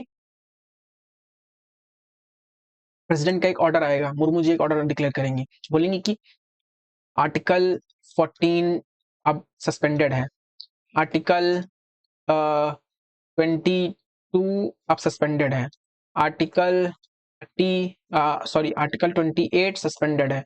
ये सब आर्टिकल बोल देंगे सस्पेंडेड, तो ये सब आर्टिकल सस्पेंड हो जाएंगे। लेकिन आर्टिकल 15 बोला कि सस्पेंड है, नहीं बोला, मतलब जिसका मेंशन नहीं किया जाएगा, जिस आर्टिकल का मेंशन नहीं किया जाएगा जिस फंडामेंटल राइट का, वो सस्पेंड नहीं होगा अंडर आर्टिकल 359, अदर सस्पेंड हो जाएंगे, और केवल उतने पीरियड के लिए होगा जितना पीरियड बताया जाएगा। ठीक है, याद रहेगा। आप चाहें तो इनका एक कंपैरेटिवली एक चार्ट बना सकते हैं, लेकिन वो तभी बनाइएगा जब आपको एकदम अच्छे से एक्सप्लेन हो जाए, अच्छे से आ जाए। ठीक है, सच the order of the president could be laid before the both of the parliament for the approval. वही बात है कि इस तरह के जो ऑर्डर हैं प्रेसिडेंट के, कि इनका जो है इन्फोर्समेंट होगा, इनका नहीं होगा, इस फंडामेंटल राइट का, ये सभी दोनों हाउस जो पार्लियामेंट में है वहां पे अप्रूव होना चाहिए। ठीक है, कि इन फंडामेंटल राइट का हम इन्फोर्समेंट रोकने जा रहे हैं, तो ये पार्लियामेंट से अप्रूव होना चाहिए कि हाँ आप रोक सकते हो, प्रेसिडेंट ऐसे ही नहीं कर सकते हैं। वाइल प्रेसिडेंट जो प्रेसिडेंशियल ऑर्डर जो है इन्फोर्स रहेगा, presidential the state can make law on any executive action abiding the taking the away the fundamental right, and such action cannot challenge in the court even after the national emergency cease to operate। ठीक है, वही मैंने बात बताई कि अगर ये चीज है, वही वाला कि अगर जैसे ये वाला था during the national emergency, state free है, वो कोई भी लॉ ऐसे बना सकता था जो अंडर आर्टिकल 19 के अगेंस्ट हो, वायलेट कर रहे हो। तो वही चीज यहाँ पे भी है, जो जो फंडामेंटल राइट को प्रेसिडेंट मेंशन करेगा, ये अब इनका सस्पेंशन हो गया है, ये सस्पेंड हो गया इनका इन्फोर्समेंट, वो फंडामेंटल राइट के अगेंस्ट गवर्नमेंट जो है, इसमें यही बात कही गई है, कानून बना सकती है और इस यानी एग्जीक्यूटिव एक्शन ले सकती है। और वो एग्जीक्यूटिव एक्शन अगर लेगी, और वो एग्जीक्यूटिव एक्शन अगर जो फंडामेंटल राइट मेंशन किए गए हैं उनमें से किसी भी फंडामेंटल राइट का वायलेशन कर रहे हैं, तो उन्हें आप उनके अगेंस्ट अगेन कोर्ट्स में नहीं जा सकते हो, जैसे अंडर आर्टिकल 19 में हो रहा था। इवन इमरजेंसी खत्म होने के बाद में भी आप उनके अगेंस्ट कुछ नहीं कर सकते हो, उन एक्शंस के अगेंस्ट। ठीक है, ये याद रखिएगा। अब ये कुछ डिफरेंस है, ये डिफरेंस देख लीजिएगा, ये डिफरेंस आपको अपने आप समझ में आ जाएगा, अगर ना आए फिर मुझसे पूछ लीजिएगा, मैंने डाल दिया है। ठीक है, इतना आपको अब आता है कि आप ये कर लोगे, वीडियो ने तो बहुत बड़ी हो जाएगी अगर मैं ये सब छोटी छोटी चीजें करने जाऊंगा। ठीक है, चलिए अब प्रेसिडेंशियल रूल देखते हैं। जैसे मैंने पहले ही बताया आपको कि प्रेसिडेंशियल रूल मणिपुर में लगा हुआ है इंडिया में, इसलिए प्रेसिडेंशियल रूल इंपॉर्टेंट हो जाता है। और वही ये देखिए इमेज है, और ये 11 time presidential rule in Manipur में लग रहा है, 11 times, this not the 11 times the presidential rule impose. इससे पहले भी कई बार हो चुका है। ठीक है, तो देख लीजिए 11 बार प्रेसिडेंशियल रूल लग चुका है मणिपुर में, और वो थोड़ा सा इनस्टेबल एरिया है, तो ऐसा पॉसिबल भी है। ठीक है, और एक बार अगर आपके पास लक्ष्मीकांत हो तो एक बार ये फैक्ट जरूर देख लीजिएगा कि किन किन स्टेट में, ठीक है, नहीं है तो एक बार गूगल कर लीजिएगा। मैं ये ऐड करना भूल गया हूँ कि क्योंकि कई बार ये फैक्चुअल इंफॉर्मेशन पूछ लेते हैं कि किस स्टेट में सबसे ज्यादा किया गया, मैं यहाँ ऐड नहीं कर पाया। आप जिन स्टेट में सबसे ज्यादा किया गया उनकी एक लिस्ट बना लीजिए, इसी नोट में इसी सेक्शन में ऐड कर लीजिएगा। नीचे मैंने ये देखिए स्पेस खाली छोड़ा है, तो इनको फिल कर लीजिएगा। यही लीजिएगा सबसे ज्यादा, मतलब किस स्टेट में सबसे ज्यादा हुआ है वो इस स्टेट को लिख लीजिएगा, और किस में कम हुआ है उनको लिख लीजिएगा।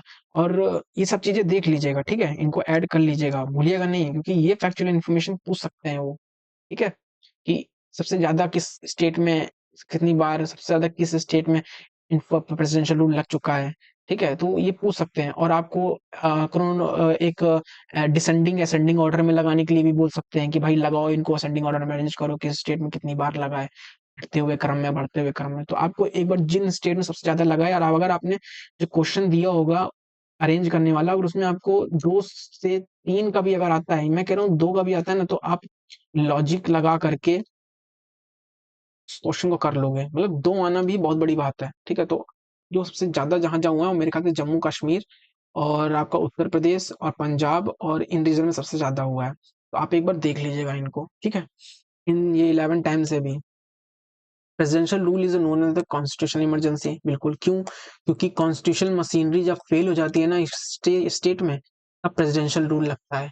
स्टेट अगर कॉन्स्टिट्यूशन के अकॉर्डिंग नहीं चल रहा है तो कॉन्स्टिट्यूशन इमरजेंसी लग जाएगी, मतलब प्रेसिडेंशियल रूल लग जाएगा। क्यों? क्योंकि स्टेट की गवर्नमेंट रूल ऑफ लॉ को फॉलो कर ही नहीं रही है। मणिपुर में यही तो हुआ,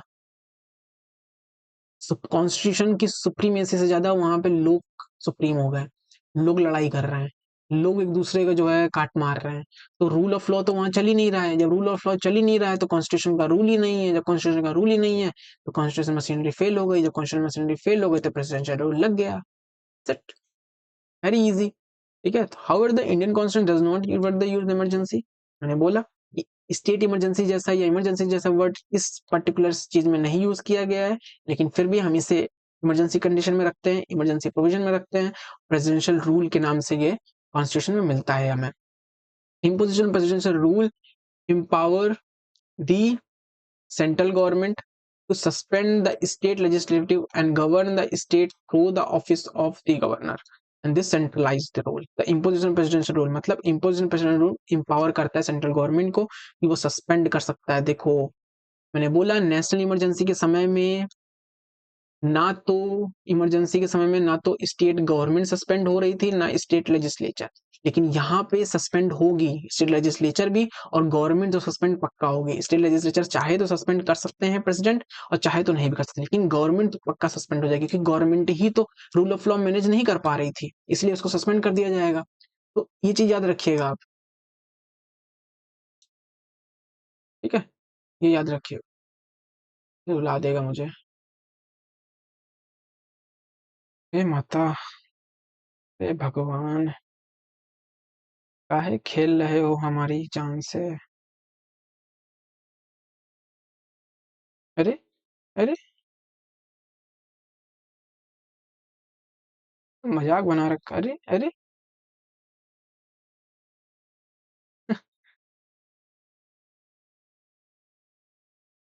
ए, को रेक्टिफाई करना पड़ेगा, सारा मजा किरकिरा कर देता है ये, रिदम बिगाड़ देता है।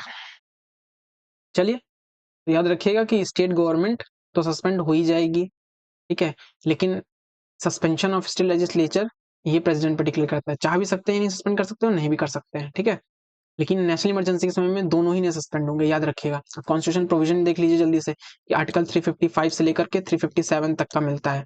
कौन से पार्ट? पार्ट 8, और वो कितने मिल रहा था? वो पार्ट 17 में मिल रहा था, ये पार्ट 18 में मिल रहा है, ये याद रखिएगा, ठीक है ना।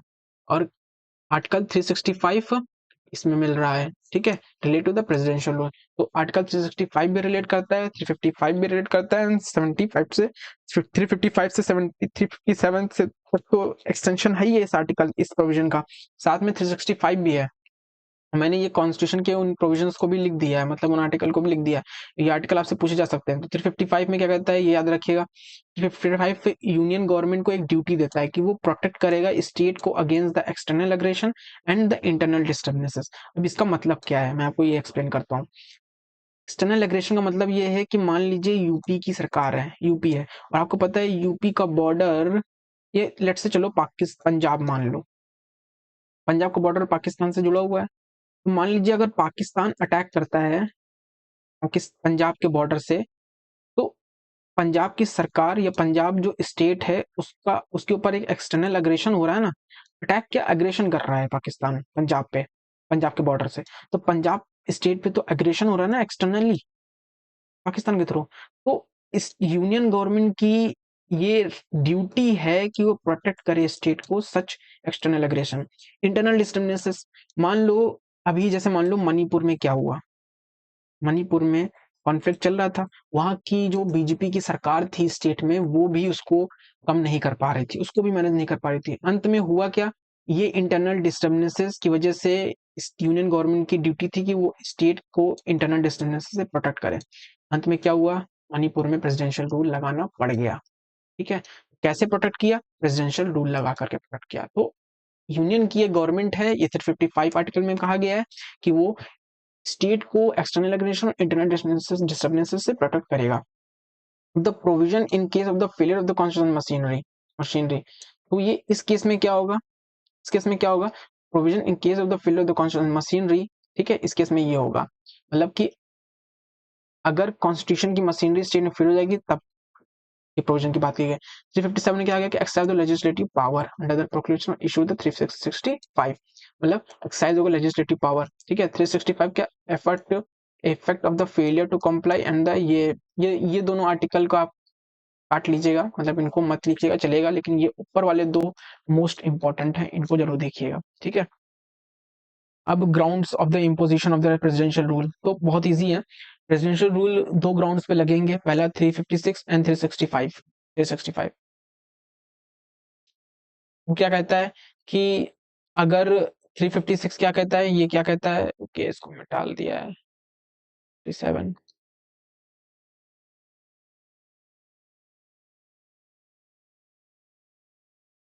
56 क्या कहता है?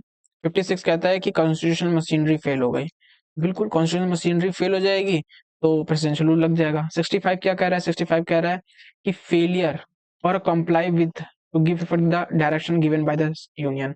मतलब अगर स्टेट, मतलब मान लीजिए अगर यूपी की सरकार, या यूपी सरकार तो चलो वो तो मान ही लेगी, सही सेम गवर्नमेंट है।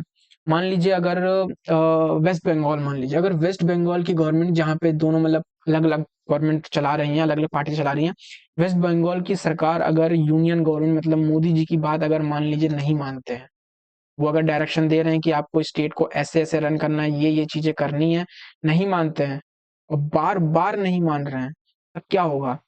तब 365 जो है उसका वायलेशन हो जाएगा। मतलब कि effect of the failure to comply, comply माने मारना, विथ और to give effect the direction given by the union. Union जो डायरेक्शन दे रही है, स्टेट उसे मान नहीं रहा है, तो भी नेशनल इमरजेंसी प्रेसिडेंशियल रूल लगा दिया जाएगा। तो दो विजन लगाया जाएगा, एक 356 कॉन्स्टिट्यूशनल मशीनरी स्टेट में फेल हो, जैसे मणिपुर में हुई है। 65 अगर स्टेट यूनियन की बात नहीं मान रहा है, डायरेक्शन को नहीं मान रहा है, presidential can act and there on report of the governor और द स्टेट और even without the governor's report. Presidential rule कैसे लगता है? प्रेसिडेंशियल रूल दो कंडीशन में लग सकता है, या तो गवर्नर खुद रिपोर्ट दे दे कि भाई स्टेट में ये दो कंडीशन में से एक कंडीशन हो गई है, आप प्रेसिडेंट को वो रिपोर्ट दे देगा। गवर्नर प्रेसिडेंट को रिपोर्ट देगा कि इन दो में से एक कंडीशन स्टेट में बन गई है, प्रेसिडेंशियल रूल लगा दो। और प्रेसिडेंट चाहे तो बिना इनकी गवर्नर की रिपोर्ट के भी प्रेसिडेंशियल रूल लगा सकता है। ठीक है, वही बात आती है कि पार्लियामेंट्री अप्रूवल प्रेसिडेंशियल रूल को भी, तो सेम वही चीजें हैं, मैं यहाँ ज्यादा एक्सप्लेन नहीं करूंगी, वीडियो बड़ी हो जाएगी। इतने एलिजिबल भी हो आप इसको पढ़ के कर सकते हो। तो पार्लियामेंट्री अप्रूवल अगेन वही है, प्रोक्लेमेशन इंपोज करेगा पार्लियामेंट्री, उसे both house of parliament approve होना चाहिए, लेकिन वही है with in 2 month. National emergency में क्या था? 44 कॉन्स्टिट्यूशन अमेंडमेंट के थ्रू उसे 1 मंथ में ले आया गया था। मैंने आपको वही बताया था कि अभी भी जो प्रेसिडेंशियल रूल है और फाइनेंशियल इमरजेंसी, उसमें अभी भी 2 महीने का समय दिया जाता है। आके इस चीज को पढ़ लीजिएगा आप, मैंने बताया वहां पे एक्सप्लेन किया duration of the presidential rule. ठीक है, ड्यूरेशन ऑफ द प्रेसिडेंट मतलब वही कितने समय तक रहेगा, तो वही बात वही है, 6 मंथ तक रहेगा। और जब वो चाहे तो उसे बढ़ा सकते हैं, हर 3 years तक बढ़ा सकते हैं, can be impose for maximum 3 years with the approval of the parliament on every 6 month. 6 6 महीने में अप्रूवल करना है, एक एक साल का बढ़ाते बढ़ाते 3 साल तक कर सकते हैं हम। ठीक है, और इलेक्शन कमीशन ने अगर सर्टिफाइड कर दिया कि जनरल इलेक्शन स्टेट लेजिस्लेचर के नहीं हो सकते हैं, तो समय में भी बढ़ा दिया जाएगा। अभी जो बढ़ाने वाला है रेजोल्यूशन कि अप्रूव करने वाला कि इनके एक्सटेंशन वाला या अप्रूव करने वाला है, ये स्पेशल मेजोरिटी होना चाहिए। अगेन वही प्रेसिडेंट इन अ वोटिंग। ठीक है, तो बता चुका हूं मैं। रिवोकेशन का भी सेम वही है कि प्रेसिडेंट रिवोक कर जाएगा अगर प्रेसिडेंट चाह जाए। प्रेसिडेंट के इसमें पार्लियामेंट की अप्रूवल की जरूरत नहीं है, प्रेसिडेंट के ऑर्डर से ही वो रिवोक हो जाएगी। ठीक है, याद रखिएगा। कॉन्सिक्वेंसेस क्या हो सकते हैं, मैं ये जल्दी इसलिए कर रहा हूँ कि इन सबको मैं ऊपर बड़ी डिटेल में समझा चुका हूँ, और बार बार वही चीज करना मतलब वीडियो लंबी होना। ठीक है, इसीलिए इनको एक चीज साथ में कर रहा हूँ। ठीक है, the effect of the presidential rule on the state executive, तभी ये जल्दी और हो पाएगा। ठीक है, क्योंकि चीजें और बतानी है। तो इफेक्ट क्या है? तो एक प्रेसिडेंशियल रूल का इफेक्ट 2 लेवल पे दिखेगा, एक स्टेट एग्जीक्यूटिव पे दिखेगा, ठीक है, स्टेट लेजिस्लेचर पे दिखेगा, और स्टेट की जुडिशरी, 3 जगह पे हमें दिखेगा। ठीक है, तो हमें तीनों ब्रांच ऑफ गवर्नमेंट में जो स्टेट में क्या होगा वो हमें पता चल जाना चाहिए। तो सबसे पहले क्या होगा, और ये पॉइंट बहुत इंपॉर्टेंट है क्योंकि इम्पैक्ट पे क्वेश्चन बनता है। तो when the presidential rule impose होगा स्टेट में, तो प्रेसिडेंट डिसमिस कर देगा स्टेट की काउंसिल ऑफ मिनिस्टर। मैंने बोला ना, गवर्नमेंट जो हेडेड बाय चीफ मिनिस्टर होगी, उनको क्या कर देगा? डिसमिस कर देगा। मतलब इनकी गवर्नमेंट गई, सरकार डिसमिस हो गई। और ये होता है, सरकारें गिराई जाती हैं। आप मानेंगे नहीं, इंदिरा गांधी के समय में लेकर के आपके अभी 2003-4 तक ये चल रहा था कि जो इलेक्टेड गवर्नमेंट होती थी ना, सेंटर में मान लीजिए कोई और नई सरकार आ गई और स्टेट में कोई रीजनल पार्टी की गवर्नमेंट है, तो बस लेटर गया इलेक्टेड गवर्नमेंट से कह दिया गया कि स्टेट प्रेसिडेंशियल रूल लग गया। मिसयूज, ये देखिए मैंने ऐड किया है कि इसका मिसयूज बहुत हुआ है। बी आर अम्बेडकर ने ये मिसयूज है, मिसयूज द प्रेसिडेंशियल रूल, अब तक मानेंगे नहीं, 1950 से 125 बार इसका यूज किया जा चुका है, और मोस्टली टाइम इसका मिसयूज किया गया है। मोस्टली टाइम इसका मिसयूज किया गया है। मतलब इलेक्टेड जो गवर्नमेंट स्टेट में थी उनको हटाने के लिए किया गया, क्योंकि कोई बेसिस था ही नहीं। आप मान लो छोटी सी चीज हो रही है, डायरेक्शन स्टेट का नहीं, स्टेट नहीं मान रहा सेंटर का, उन्होंने क्या किया, उनको एक छोटा सा रीजन मिल गया, उन्होंने प्रेसिडेंशियल रूल लगा दिया। ये 365 में यही तो बात कही, डायरेक्शन नहीं मान रहे हैं। या 356 उसमें क्या बोला गया कि भाई, उसमें ये बोला गया है कि ये कॉन्स्टिट्यूशन मशीनरी फेल हो गई है, तो कुछ छोटा सा चीजें करा दी तो कॉन्स्टिट्यूशन मशीनरी फेल हो गई। और या फिर गवर्नर ने रिपोर्ट दे दिया, तो गवर्नर तो आप जानते हो एजेंट होता है सेंटर का, ठीक है, माना जाता है ऐसा, मैं नहीं कह रहा हूँ, ठीक है। तो भाई इनमें से कुछ भी हो सकता है, और इलेक्टेड गवर्नमेंट जो वहां के लोगों ने चुन रखी, जनता ने, उस गवर्नमेंट को डिसमिस कर देते थे, डिसमिस। और सेंटर पे जो गवर्नमेंट होती थी वो सीधा स्टेट को रन करना शुरू कर देती थी, मतलब स्टेट में अपना काम शुरू कर देती थी। तो इस तरीके से एनार्की ऐसे भी बन जाती थी, ठीक है। जो फेडरल स्ट्रक्चर था वो यूनिटरी बन जा रहा था। ये बहुत पहले तक बनता था, ये तो अब कम हो गया, प्रेसिडेंशियल रूल नहीं लग रहा है, मौके पे ही लग रहा है। State governor on behalf of the president carry out the state administration. तो स्टेट गवर्नर क्या करेगा, प्रेसिडेंट के बिहाफ पे स्टेट का एडमिनिस्ट्रेशन रन करना शुरू करेगा, क्योंकि गवर्नमेंट तो डिसमिस हो गई है, तो अब स्टेट रन कौन करेगा, तो गवर्नर करेंगे। किसके बिहाफ पे, प्रेसिडेंट के बिहाफ में स्टेट का एडमिनिस्ट्रेशन करेगा, with the help of the chief secretary. Chief secretary state का सबसे बड़ा आईएएस ऑफिसर होता है, जो स्टेट को पूरे रन करता है on the advice of the president, ठीक है। अब स्टेट लेजिस्लेचर पे क्या होगा, स्टेट लेजिस्लेचर पे प्रेसिडेंट चाहे तो स्टेट लेजिस्लेचर को सस्पेंड कर सकता है या फिर डिसॉल्व कर सकता है, ठीक है, स्टेट लेजिस्लेटिव असेंबली को।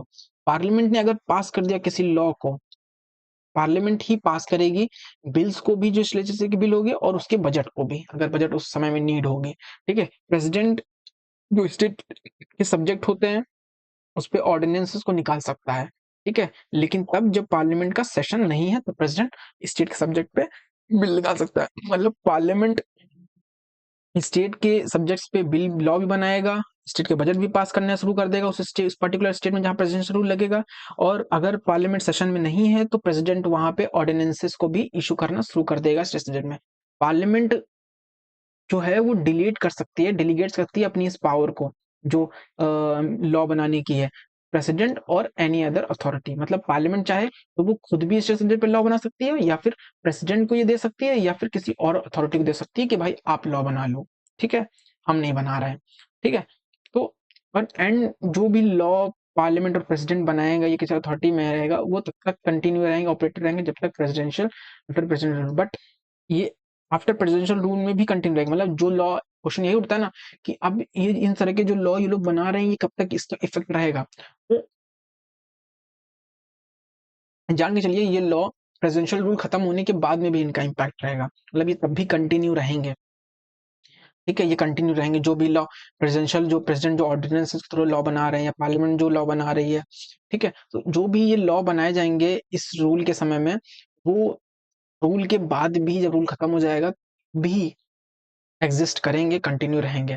बस क्या है, स्टेट लेजिस्लेचर चाहे तो बाद में इन्हें रिपील, अल्टर और री इनैक्ट कर सकती है इस लॉ को। Effect the presidential rule on state judiciary.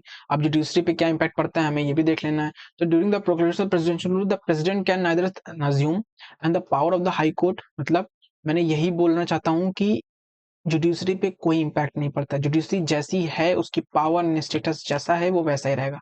Means the constitution status, power and the function of the concern state high court not change, ठीक है, चेंज नहीं होगा, ठीक है, वो जैसा कि है वैसा ही वैसा रहेगा, ठीक है। ये चीज पढ़ लीजिएगा।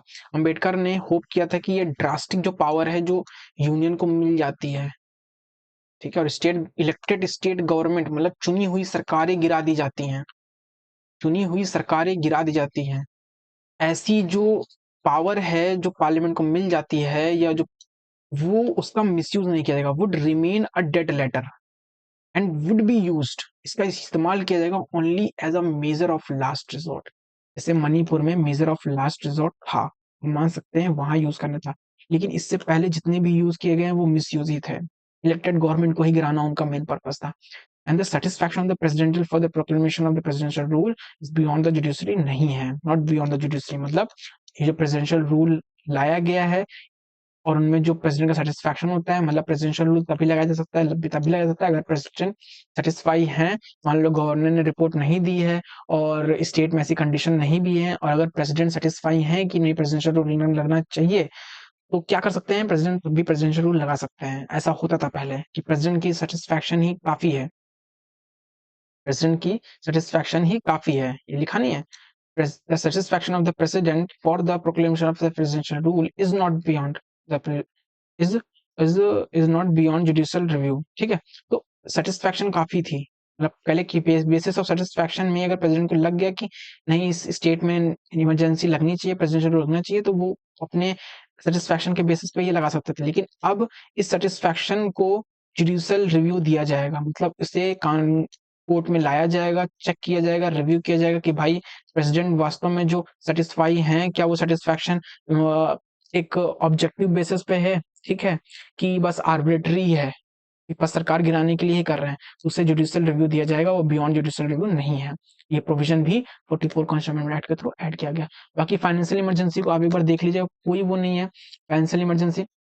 ये एसआर मुंबई केस था, इस केस को याद रखिएगा। इस केस में यही सुप्रीम कोर्ट ने क्या किया, ले डाउन किए गाइडलाइंस 365। इस गाइडलाइंस के बाद क्या हुआ है, इस गाइडलाइंस के बाद जो है केसेस कम हुए हैं, ठीक है, क्योंकि सुप्रीम कोर्ट ने एक प्रॉपर गाइडलाइन जारी कर दी कि प्रेसिडेंशियल रूल का ऐसे मिसयूज नहीं होगा, कि इसके थ्रू जो प्रोक्लेमेशन था, dissolving the state legislative assembly is subject to judicial review. अगर presidential rule state legislative assembly को डिसॉल्व कर दे रहा है, तो वो सब्जेक्ट टू जुडिशियल रिव्यू है। President impose only by the political consideration, मतलब केवल राजनीतिक विचार और राजनीतिक हित के लिए किया गया है, तो इवन रिस्टोर द असेंबली, उस असेंबली को रिस्टोर किया जा सकता है, ठीक है। तो इसे कहते हैं assembly can be dissolve only after the parliament approve the presidential rule. State legislature तभी डिसॉल्व की जाएगी जब पार्लियामेंट अप्रूव कर देगा, तो ये चीज याद रखेगा। फाइनेंशियल इमरजेंसी आर्टिकल 360, वो एसआर मुंबई केस किससे रिलेटेड है, तो मेनली ये प्रेसिडेंशियल रूल से रिलेटेड है। बहुत फेमस कोर्ट का जो वर्डिक्ट है, याद रखिएगा, सुप्रीम कोर्ट का। फाइनेंशियल इमरजेंसी का क्या है कि 360 के अंतर्गत फाइनेंशियल इमरजेंसी लगती है। अब इसमें क्या होता है कि जब फाइनेंशियल इमरजेंसी है, सबसे पहले ही जानना जरूरी है किस ग्राउंड पे होता है। तो फाइनेंशियल इमरजेंसी सबसे पहले अगर स्टेट में फाइनेंशियल स्टेबिलिटी और उसके क्रेडिट और कंट्री और the part of its territory अगर थ्रेटन है, मतलब फाइनेंशियली इनस्टेबल है, जैसे 1991 का आपको बीओपी क्राइसिस अगर याद हो, अगर आपने इकोनॉमिक पढ़ी हो, बैलेंस ऑफ पेमेंट क्राइसिस हुआ था, तो उस समय इंडिया फाइनेंशियली इनस्टेबल हो गया था, ठीक है, लेकिन फिर भी हमने फाइनेंशियल इमरजेंसी डिक्लेयर नहीं करी थी। उस तरह की कंडीशन अगर कोई होती है कि देश के पास जो खजाना है या पैसा है बहुत कम हो गया, देश मतलब अब समझ लो कि लोन लेने और भीख मांगने जितना पे हो गया है, तो ऐसी कोई कंडीशन आती है ना, मैं आपको टेलेमेंटा में बता रहा हूँ, तो फिर समझिए कि फाइनेंशियल इमरजेंसी लग जाएगी। ऐसी कोई कंडीशन आई नहीं है, पहले आ चुकी थी 1991 में, लेकिन तब भी हमने नहीं लगाई, इतना याद रखिएगा। आज तक ये इमरजेंसी नहीं लगी है, ठीक है, कोई पूछेगा तो बता दीजिएगा। It is time when the financial autonomy, इस समय वही होता है कि फाइनेंशियल इमरजेंसी है, तो मतलब स्टेट की फाइनेंशियल ऑटोनॉमी जो होगी वो कर्टेल कर दी जाएगी और सेंट्रल गवर्नमेंट सिग्निफिकेंटली उसको करेगा।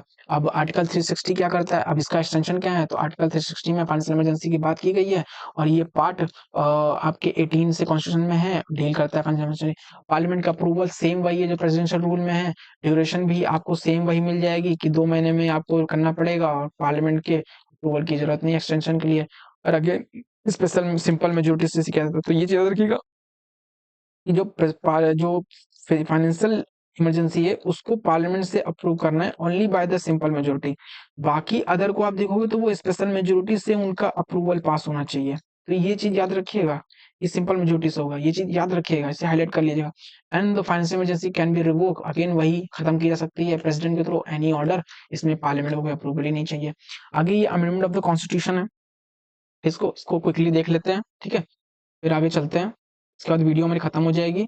और देखो, अमेंडमेंट ऑफ द कॉन्स्टिट्यूशन का मतलब ये है, जैसे मैं अभी तक बताते आया हूँ कि 42 constitution amendment act, 32 constitution amendment act, 44 जो मैंने बताया कि कॉन्स्टिट्यूशन अमेंडमेंट एक्ट का मतलब ये होता है कि कॉन्स्टिट्यूशन में हमने कुछ अमेंडमेंट किया। वो अमेंडमेंट हमने क्यों किया, अमेंडमेंट हमने इसलिए किया क्योंकि समय की मांग थी। समय की मांग क्यों थी, क्योंकि सोसाइटी बदल रही है। अब इंदिरा गांधी जी ने मिसयूज किया नेशनल इमरजेंसी के पर्टिकुलर वेग टर्म का, जो इंटरनल डिस्टर्बेंस लिख के रखा था, तो भाई हमें जरूरत पड़ी ना कि इस पर्टिकुलर वेग टर्म को चेंज करो, या जितने लूप होल हैं उन्हें खत्म करो। तो ये हम तभी कर पाएंगे ना कॉन्स्टिट्यूशन में उस लूप होल का चेंज, जब हमें अमेंडमेंट करने की पावर होगी, अमेंडमेंट कर सकते थे हम। तो यही अमेंडमेंट कॉन्स्टिट्यूशन में बदलाव का ही काम क्या है, अमेंडमेंट है कॉन्स्टिट्यूशन का। तो this is the process of making changes, addition कर सकते हो आप, वेरिएशन, एडिशन मतलब कुछ ऐड कर सकते हो, कुछ वेरिएशन मतलब कुछ बदलाव कर सकते हो, कुछ हटा भी सकते हो। कॉन्स्टिट्यूशन में 3 तरह के अमेंडमेंट होंगे, 3 तरह से आप या तो कुछ ऐड कर सकते हो या फिर कुछ बदल सकते हो या फिर उसी को हटा सकते हो। तो repeal, variation and addition any provision of the constitution in accordance with the procedure laid down for the purpose. जो प्रोविजन लेड डाउन किया गया है उसको फॉलो करते करते आप ये सब कर सकते हो। पर्पस क्या है? कॉन्स्टिट्यूशन को एक लिविंग डॉक्यूमेंट बनाना। मान लीजिए अब 44 कॉन्स्टिट्यूशन अमेंडमेंट एक्ट ना लाया जाता और नेशनल इमरजेंसी अगर इतने सारे लूप होल्स को फिल ना किया था जो आपने देखा है अभी, तो क्या कॉन्स्टिट्यूशन के इस प्रोविजन का जो नेशनल इमरजेंसी वाला है उसका मिसयूज होता? लोगों के फंडामेंटल राइट बार बार वायलेट होते? ठीक है, तो क्या कॉन्स्टिट्यूशन एक लिविंग डॉक्यूमेंट बन पाता? लिविंग डॉक्यूमेंट का मतलब क्या है कि आज भी जीवित है। लिविंग होता नहीं होता ना। इंश्योर ये करता है कि कॉन्स्टिट्यूशन एक लिविंग डॉक्यूमेंट हो, capable of adopting the changing circumstances. जो सर्कमस्टेंसेस चेंज हो रहे हैं उन्हें अडॉप्ट कर सके, तो uphold the fundamental principle and the value of the constitution. तो ये सब चीज तभी हो सकती है जब कॉन्स्टिट्यूशन अमेंडमेंट कर सकते हैं। प्रोसेस है कॉन्स्टिट्यूशन अमेंडमेंट करने का। कॉन्स्टिट्यूशन अमेंडमेंट हम किस आर्टिकल से करते हैं? तो आर्टिकल 368 के थ्रू कॉन्स्टिट्यूशन अमेंडमेंट होता है। ठीक है, और पार्ट 20 याद रखिएगा, ये पेपर में पूछा जा चुका है कि किस पार्ट के अंतर्गत कॉन्स्टिट्यूशन होता है, किस आर्टिकल में। 368 पार्ट 20। ठीक है, amendment procedure in the Indian constitution. तो सबसे पहले क्या होगा? इंट्रोड्यूस होगा आइदर ऑफ द पार्लियामेंट। मान लीजिए हम एक अमेंडमेंट बिल लेकर आए, मान लीजिए 44th अमेंडमेंट बिल ही लेकर आए थे उस समय, तो सबसे पहले क्या होगा? किसी भी हाउस में आपको बिल को इंट्रोड्यूस करना होगा। ठीक, आर्टिकल 368 के अंतर्गत। अब हर हाउस में उसे 2/3 ऑफ द प्रेजेंट वोटिंग है उसे स्पेशल मेजोरिटी से पास होना होगा। स्पेशल मेजोरिटी मैं पहले बता चुका हूँ, 2/3 member of the present voting में वो हो और जो टोटल मेंबरशिप हो उसका 50%। ठीक है, 50% वही स्पेशल मेजोरिटी जो समय अप्रूवल उसके लिए लग रही थी, जब कॉन्स्टिट्यूशन जो इमरजेंसी के अप्रूवल के लिए, ठीक है, उसके कंटिन्यूएशन के लिए वही स्पेशल मेजोरिटी यहाँ पे भी कंडीशन आ रही है। ठीक है, तो इफ द फेडरल स्ट्रक्चर है, मान लो अगर कॉन्स्टिट्यूशन में कुछ ऐसे, तो amendment can not be initiated by state. ये भी याद रखना कि जो कॉन्स्टिट्यूशन अमेंडमेंट है उसे स्टेट गवर्नमेंट या स्टेट लेजिस्लेचर इनिशिएट नहीं कर सकती। मतलब पार्लियामेंट ही अमेंडमेंट इंट्रोड्यूस कर सकती है, स्टेट लेजिस्लेचर नहीं। पर्टिकुलरली अगर कहें यूपी की विधानसभा कर सके तो नहीं, वो नहीं करेगी। ठीक है, और no provision for the joint sitting, ये भी याद रखिएगा, कॉन्स्टिट्यूशन अमेंडमेंट के लिए कोई जॉइंट सिटिंग नहीं है। मान लो अगर कॉन्स्टिट्यूशन अमेंडमेंट कुछ फेडरल फीचर जो कॉन्स्टिट्यूशन के उनको चेंज करने की बात कर रहा है, तो क्या होगा? स्पेशल मेजोरिटी, पार्लियामेंट की स्पेशल मेजोरिटी के साथ साथ आपको हाफ ऑफ द स्टेट से भी रेक्टिफाई कराना पड़ेगा, उनकी विधानसभा से भी। और वो फेडरल स्ट्रक्चर क्या क्या है? वो फेडरल स्ट्रक्चर है election of the president, SC and SC GST, मतलब प्रेसिडेंट का इलेक्शन अगर आपको इलेक्शन में अगर कुछ चेंजेस करने हैं, सुप्रीम कोर्ट हाई कोर्ट की पावर में कुछ चेंजेस करने हैं, जीएसटी जो है उसके में कुछ चेंजेस करने हैं, extend the executive power of the union and इसमें कुछ चेंजेस करने हैं, या फिर आर्टिकल 360 जिससे कॉन्स्टिट्यूशन अमेंडमेंट हो रहा है अगर उसी में कुछ चेंजेस करने हैं, तब भी आपको क्या करना पड़ेगा? आपको ये ये सब फेडरल स्ट्रक्चर है तो आपको क्या करना पड़ेगा? हाफ ऑफ द स्टेट से रेक्टिफाई करना पड़ेगा। क्यों? क्योंकि फेडरल का मतलब ही ये होता है कि स्टेट भी इसमें इन्वॉल्व है, स्टेट का भी इंटरेस्ट है, क्योंकि स्टेट की ऑटोनॉमी इससे जुड़ी हुई है इन प्रोविजन से। तो भाई स्टेट का कंसेंट तो आपको लेना पड़ेगा ना। तो हाफ ऑफ स्टेट, भले ही वो स्टेट की विधानसभा इनिशिएट ना करे, लेकिन अगर फेडरल स्ट्रक्चर चेंज करने जा रहे हो कॉन्स्टिट्यूशन को, तो आपको स्टेट जो हाफ ऑफ द स्टेट है उनसे कंसेंट लेनी पड़ेगी, उनका रेक्टिफिकेशन लेना पड़ेगा, लेकिन केवल वो भी हाफ ऑफ द स्टेट। लेकिन अगर फेडरल स्ट्रक्चर चेंज नहीं हो रहा है तो फिर केवल पार्लियामेंट से स्पेशल मेजोरिटी से पास होगा दोनों हाउस से, फिर प्रेसिडेंट अगर उसे असेंट दे देगी तो फिर वो क्या बन जाएगा? वो बन जाएगा कॉन्स्टिट्यूशन अमेंडमेंट एक्ट। ठीक है, याद रखिएगा। एक चीज ये भी याद रखिए कि 24 कॉन्स्टिट्यूशन अमेंडमेंट एक्ट के थ्रू क्या किया है कि प्रेसिडेंट जो असेंट देता है, मतलब प्रेसिडेंट को ये बाइंड कर दिया है कि उसे कॉन्स्टिट्यूशन अमेंडमेंट एक्ट को असेंट देना ही देना है। मतलब प्रेसिडेंट ये कह ही नहीं सकता है कि आप असेंट दो ही नहीं, मतलब प्रेसिडेंट इनकार कर ही नहीं सकते असेंट देने से। प्रेसिडेंट अब बाइंड है कि वो इसमें असेंट देंगे ही देंगे इस बिल पे, और अगर नहीं देंगे तो फिर प्रेसिडेंट ही नहीं रहेंगे। ठीक है, क्योंकि वो वायलेशन कर देंगे कॉन्स्टिट्यूशन का, और कॉन्स्टिट्यूशन का वायलेशन ही एक ग्राउंड है उनका। ठीक है, ठीक है, प्रेसिडेंट ही ना हो रहेगा। तो 24 कॉन्स्टिट्यूशन अमेंडमेंट एक्ट उन्हें बाइंड कर देता है असेंट देने के लिए। तो ये प्रोसीजर याद रखिएगा, इसको वीडियो को एक बार रिवाइंड करके फिर देख लीजिएगा और समझ में आ जाएगा। अब लेकिन वही है, आफ्टर द प्रेसिडेंट दे देते तो फिर वो कॉन्स्टिट्यूशन अमेंडमेंट एक्ट बन जाता है। अब टाइप ऑफ द किसने टाइप के कॉन्स्टिट्यूशन अमेंडमेंट एक्ट होते हैं, तो जैसे मैंने बताया, एक होता है सिमिलर, हर कॉन्स्टिट्यूशन के हर एक पार्ट को हम 368 के थ्रू ही अमेंड नहीं कर सकते हैं, कुछ पार्ट को हम बिना 368 के भी अमेंड कर सकते हैं, और जिन पार्ट को 368 के बिना अमेंड कर सकते हैं वो सिंपल मेजोरिटी से पास होते हैं, ठीक है। लेकिन ऐसे दो पार्ट हैं जिन्हें हम स्पेशल मेजोरिटी से, मतलब जिन्हें हम 368 के थ्रू अप्रूव कर सकते हैं। तो जिन पार्ट को हम 368 के थ्रू अमेंड करते हैं वो है fundamental right, DPSP and other provision, और क्या है, और फेडरल स्ट्रक्चर। मतलब यहाँ पे हम इन पार्ट्स को कॉन्स्टिट्यूशन के हम 368 के थ्रू अमेंड करेंगे। वो कौन कौन से हैं, इसमें क्या होता है, special majority in parliament in both house of the parliament, ठीक है। इसमें भी special majority legislature and half of the state legislature article. तो ये दोनों जो हिस्से हैं 2 एंड 3, ये दोनों के दोनों हिस्से आर्टिकल 368 के थ्रू अप्रूव होंगे, मतलब पास होंगे, अमेंड होंगे।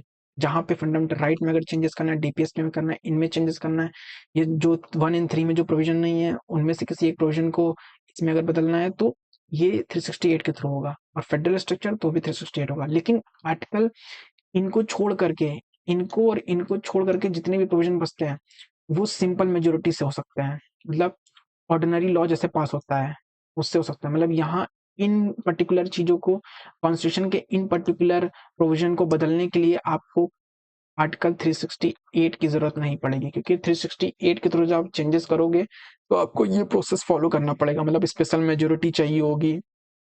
अगर कोई फेडरल स्ट्रक्चर है चेंज करने जा रहे हो तो फिर स्टेट का कंसेंट भी चाहिए, और प्रेसिडेंट का कंसेंट भी चाहिए। प्रेसिडेंट कंसेंट तो वैसे भी चाहिए जब आप नॉर्मल ऑर्डिनरी लॉ बना रहे हो तब भी चाहिए होता है।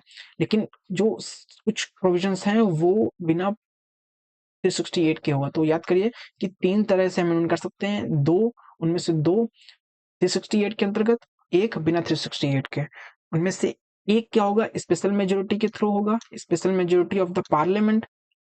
एक क्या होगा, special majority of parliament plus half of the legislature, ठीक। एक क्या होगा, ऑर्डिनरी लॉ के थ्रू हो जाएगा, मतलब simple majority of the house, ठीक। ठीक है, तो इस तरह से 3 तरीके से हम कॉन्स्टिट्यूशन को अमेंड कर सकते हैं। पहला, अगेन मैं बोल रहा हूँ, simple majority of the parliament, special majority of the parliament, और special majority plus state legislature, half of the state legislature. तो कौन कौन से provision half of the state legislature के थ्रू हो सकते हैं, तो फेडरल स्ट्रक्चर वाले में हाफ ऑफ द स्टेट की प्रेजेंट लगेगी। कौन कौन से स्पेशल मेजोरिटी से ही पार्लियामेंट के पास होंगे, फंडामेंटल राइट, डीपीएसपी।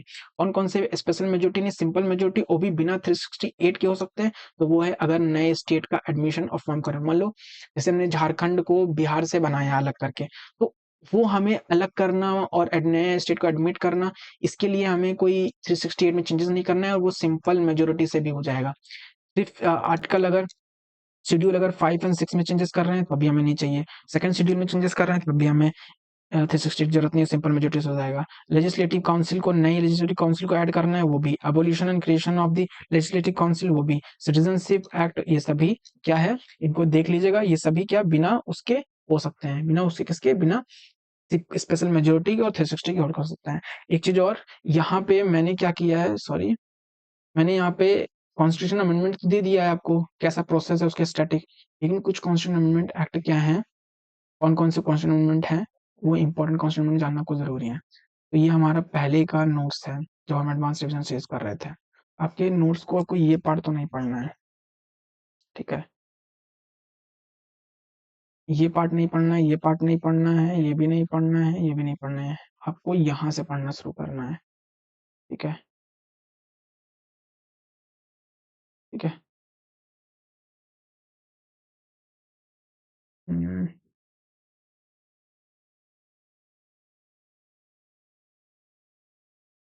हम्म, ये जो 42nd कॉन्स्टिट्यूशन एक्ट है, 54 कॉन्स्टिट्यूशन एक्ट है, इंपॉर्टेंट 52 68, ये आपको पढ़ना है, ठीक है।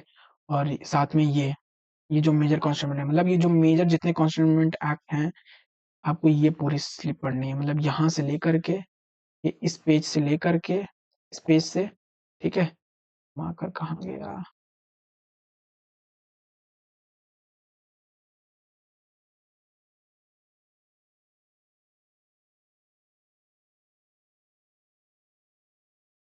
ये इस पेज से लेकर के, ठीक है, आपको पूरे इस पेज तक की इसे रीड करना है, ठीक है?